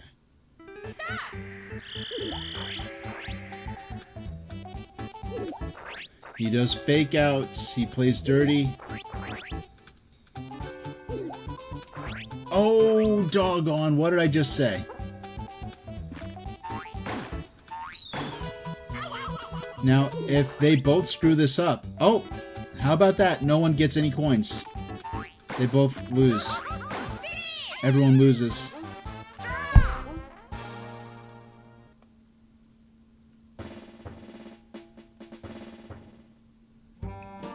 Oh, when I have my own kitchen, I cannot wait to try to make crepes. Like, well, not just making crepes, but specifically manicotti crepes. Like to actually make crepes with proper manicotti. Yeah. I never made manicotti at all, let alone with crepes, but that's the way my mom said that all the Italian immigrant families used to make their manicotti. But, yeah, Toast. Hey there, Talco. Good to still see you in chat. Yeah, we're nearing... I was gonna play Pokemon Snap, but I was so, like, burned out on Pokemon stuff after all those months of... Well, actually years. 3 calendar years. I didn't play it for 3 full years, but throughout 3 calendar years, I have been playing Pokemon Red. And then playing Pokemon Stadium, it's like, do I want to play Pokemon Snap 2? I'm kind of done with this world, this setting for now, for a good long time. Let's play something else that was on N64 at the time, and that's going to be Mario Party, so... Yeah, we all knew it was coming. Come on, come on, come on! Press the button as fast as I can, and, let's see. Oh, doggone, lost 23 coins, but... I mean, a couple turns ago, I had 0 coins, so... It could be a lot worse. And, wow, a 2v2 minigame already. Speed hockey. This was a minigame that was, like, kind of,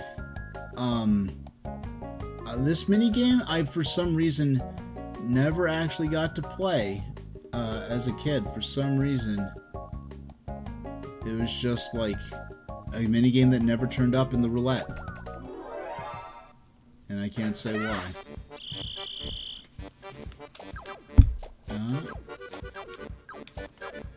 Yeah, it's Pong with two. It's Pong with 2 players on each side. And the gimmick that each time it hits a target, it goes faster. I got scored on. Hold on a second. Where's my? There we go. My broadcast software is doing something odd for a second. Do not score on your... Ooh, Mario, you suck at this. Come on.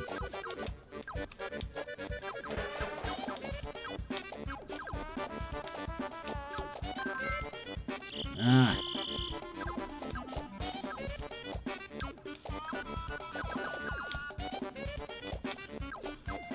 Okay. Nice. I'm gonna be like the bullies in gym class, you know, blaming you whenever the opposing team got a point, but...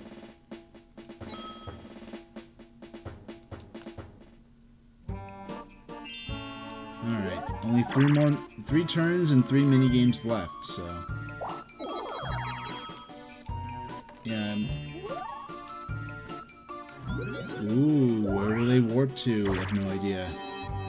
They switched with me! That was a matter of sheer chance as to where they would warp to. When it's my turn next, we'll see how my standings have, no, I don't want to, I want the roar chicken. Okay. You need to go around here. Yeah, he didn't warp me very far. In fact, he warped me closer to the star than I was previously. Oh, wow. I'm actually gonna get a star this turn.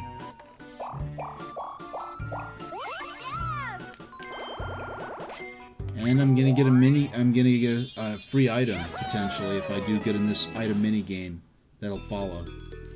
Thank you, Yoshi. I could not have done that without you. Trying to be clever. He was probably hoping you'd warp with Mario.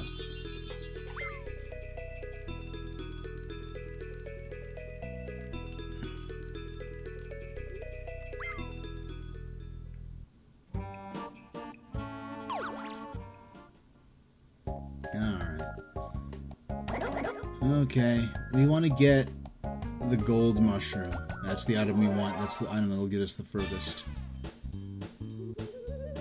Gotta keep my eyes peeled.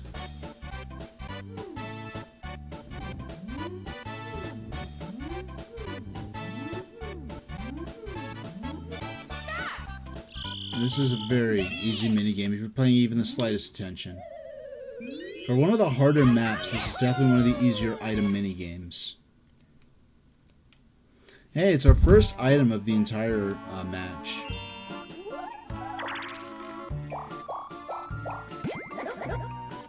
And Peach won 10 coins.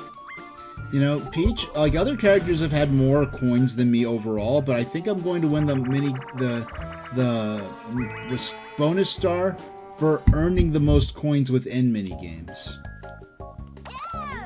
So this is a bonus game. So we just mash A to surface. And with those N64 Hammer Brothers depictions that no, Peach, you scoundrel clown. No, we lost. Oh, come on. No, we lost another. Okay. Yeah, this isn't like the fishing. There's a minigame similar to this with like fishing. Yeah, I got a 5-coin basket. That's either 5 or 10 coins, so the coin bag. So, all right, we did good. Only 2 turns left. Well, how can the game possibly ruin things for me? I will say. And this is one of the maps that was recreated in Mario Party Superstar, and it was a great choice. You know, if there was one video game that did not have paid DLC that I wish got paid DLC, it would be Mario Party Superstars, because that game could have been a platform unto itself.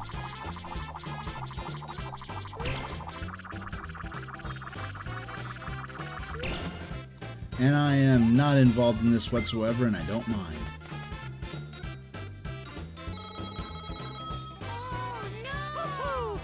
Mario's happy. No car. Nope. Yeah, I believe he has the most. Yeah, he's gonna get the coin star for having the most coins at any one point.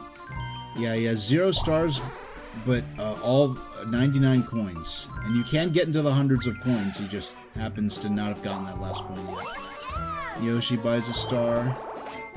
No one has as many stars as me, though.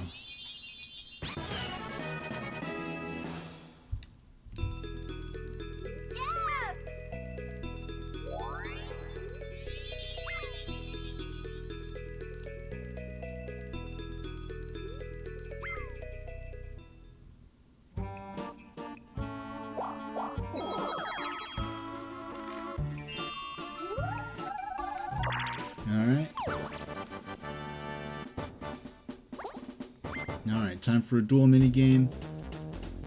We gotta memorize like a sequence of buttons in this game, I think. Be good to choose. Okay. Okay, we could play for up to 29. That's what I'm gonna choose. Stew the best mushroom brew by putting the proper ingredients into the pot. There are 3 types of mushrooms. Add them in the order Goomba tells you and don't delay. Use the A button for blue, the B button for green, and the Z button for gray. Okay. So this is like a quick draw mini game, except it's like a sequence of buttons instead of just one button to draw.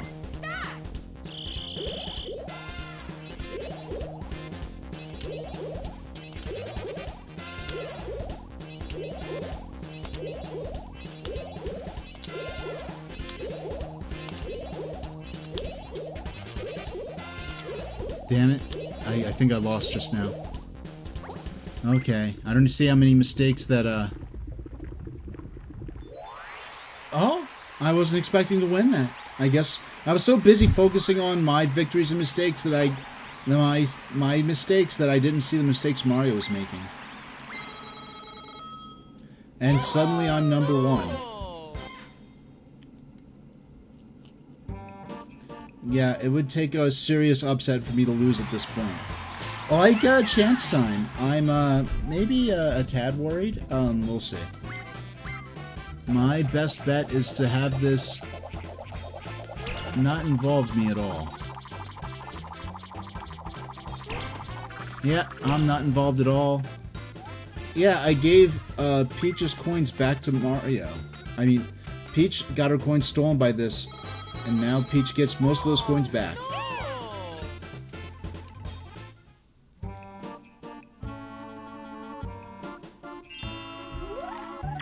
I think this is the second to last. Okay, yeah, this is the second to last turn.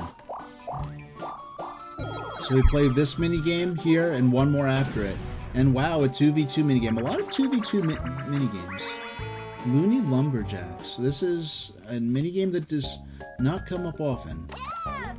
It's very easy, especially... I believe if you have a computer player, they sort of cooperate with you a lot more than a real person playing might. And...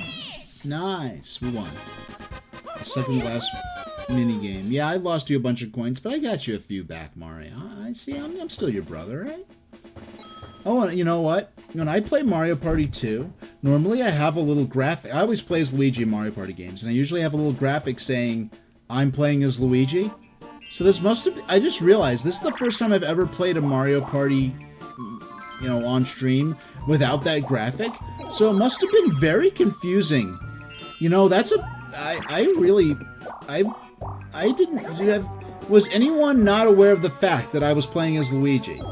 Because that's such a... I've always played as Luigi in Mario Party games, and I always will have a little graphic on screen saying I'm playing as Luigi, and I've never forgotten to do that before. But this layout is kind of like... This is a layout that's basically appropriate for all 4x3 games. So... we have one move left. No, we're not, definitely not getting another star this turn, so no point in paying coins. Just to get mildly closer when there's not going to be much of a difference made. And it's time for the last mini game. Once she finishes her turn, of course, but... yeah, they're closed for the day, because... okay, I was about to say, watch her get a star last turn. Yeah, suddenly I'm ending... Hey, Mayor Mecha Kong, how you doing? I'm glad you've got a good internet. I understand you might be in a different location than usual. I don't know if you're back home yet. Yeah, so we played Pokemon Puzzle League for, you know, a good 90 minutes. Then we played Pokemon Stadium for a while. Just enough to basically demonstrate how the battles work, share some of my nostalgia for the game. This is the first time I played it since renting it back in the 90s, though. Then we played through all the mini games, and that put me in the mood to play Mario Party, which I was not planning on doing. I'm playing Mario Party 2, and we're on the last mini game. Okay, you just got home. Hey, I'm glad it went. I'm glad. If you know, because going to another country is, you know, not to discuss in too much detail. It could be. I only left the United States once in my entire life, and of course I'm speaking as you know, human H operating a motion capture pedal and button controlled VR avatar, and not Lunarian H of Redemption Center 5 who lives in the Praetorial Ameristates. But yeah, I only left the United States once. To arguably one of the country aside from Canada that's probably the most like the US, and even that was like kind of a big deal, very stressful, you know, the thought of going through customs and everything. And now, like, even as like, it's trickier to, you actually have to announce your visit to England in advance now. Like when I went, all you had to do was have a valid passport and buy a ticket. And show up at customs and just be able to show that you actually had money to spend and weren't going to go on the street begging. So, yeah, but hopefully you got everything done that you had to do, and you don't have to do anything like that again unless you feel like it.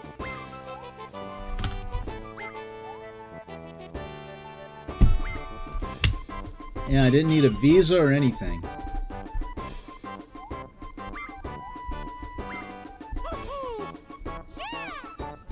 Yeah, lots of bonus stars flying around. Yoshi ends up getting the happening star. I'm sure I would have gotten just one fewer star than them. I'm sure it was by a narrow margin. Alright. And now for the official announcement, the superstar is...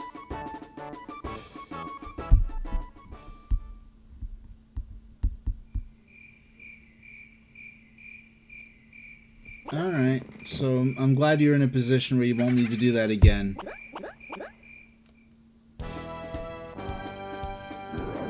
It's Bowser Mort. Yeah, it's so weird that sort of with the theming of this and everything that it just so happened that I really do believe, I have no reason to believe this had any influence from Harry Potter. But with that being said, this is kind of like interestingly playing on a lot of the same tropes that Harry Potter does.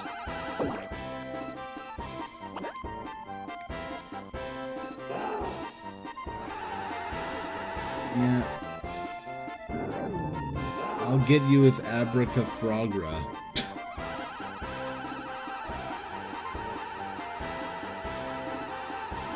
Yeah, and Yoshi uses Expelliarmus.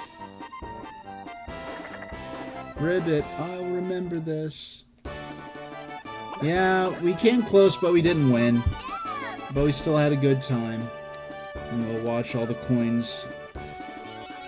No, I mean... No, Harry Potter Harry Potter basically just consolidated a bunch of established tropes along with a few... It established, it exploited, and I don't mean that necessarily negatively, though in some cases you could maybe argue differently. It basically utilized a bunch of established tropes, mostly from Western sort of magical or mythological folklore, and assembled them together in a very unique way. But when's that HBO series starting? Well, hopefully, I am going to be seeing the Super Mario Galaxy movie later next week, Mecha. So next stream, I will be able to talk about it. So if anyone wants to maybe talk about it with me, I want to plan to get to see that movie sooner rather than later. It's gonna be coming out on Christmas, huh? Alright, well, I won't be watching it, and regardless of anything else regarding J.K. Rowling herself, I'm really bored. As I say this as I'm playing a nearly 30-year-old Nintendo 64 game.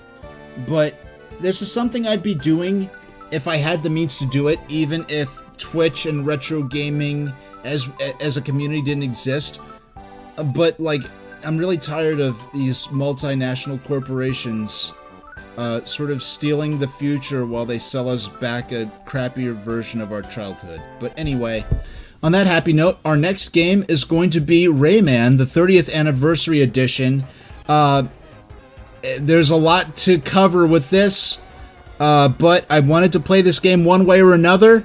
I was scheming up different ways to play Rayman, even before they announced the 30th Anniversary Edition.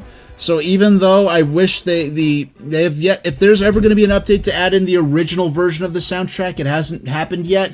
But I figured I might as well support this game because of Rayman 30th Anniversary Edition flops. Without exaggeration, I can imagine Ubisoft never touching Rayman again in any way, shape, or form. So it'll be on the 18th at 5 p.m. We'll be playing Rayman 30th Anniversary Edition. Not the next stream, but down the line, I will be getting into some magazine coverage of the game. So, it's funny, like, even though I'm kind of like a furry VTuber, and I haven't played too many games where you play as a non-human character, and it would be kind of a stretch to call Rayman an anthropomorphic anything, but he's got a decent snout at least. But yeah, I don't think I'll be ending with a raid this time around. But thank you everyone who watched, whether you dropped in briefly to lurk, or if you are lurking this entire time. You could have been in chat this whole time, or in watching me this entire time and not said a word. But those standing guard in my silent squad are as deeply and sincerely valued in my community as those who are active in chat. I will see you all hopefully in a week. Well, I will be here in a week, and hopefully you could join me if it so aligns with your desires and schedule. And I will see you all next time, and thank you very much for watching.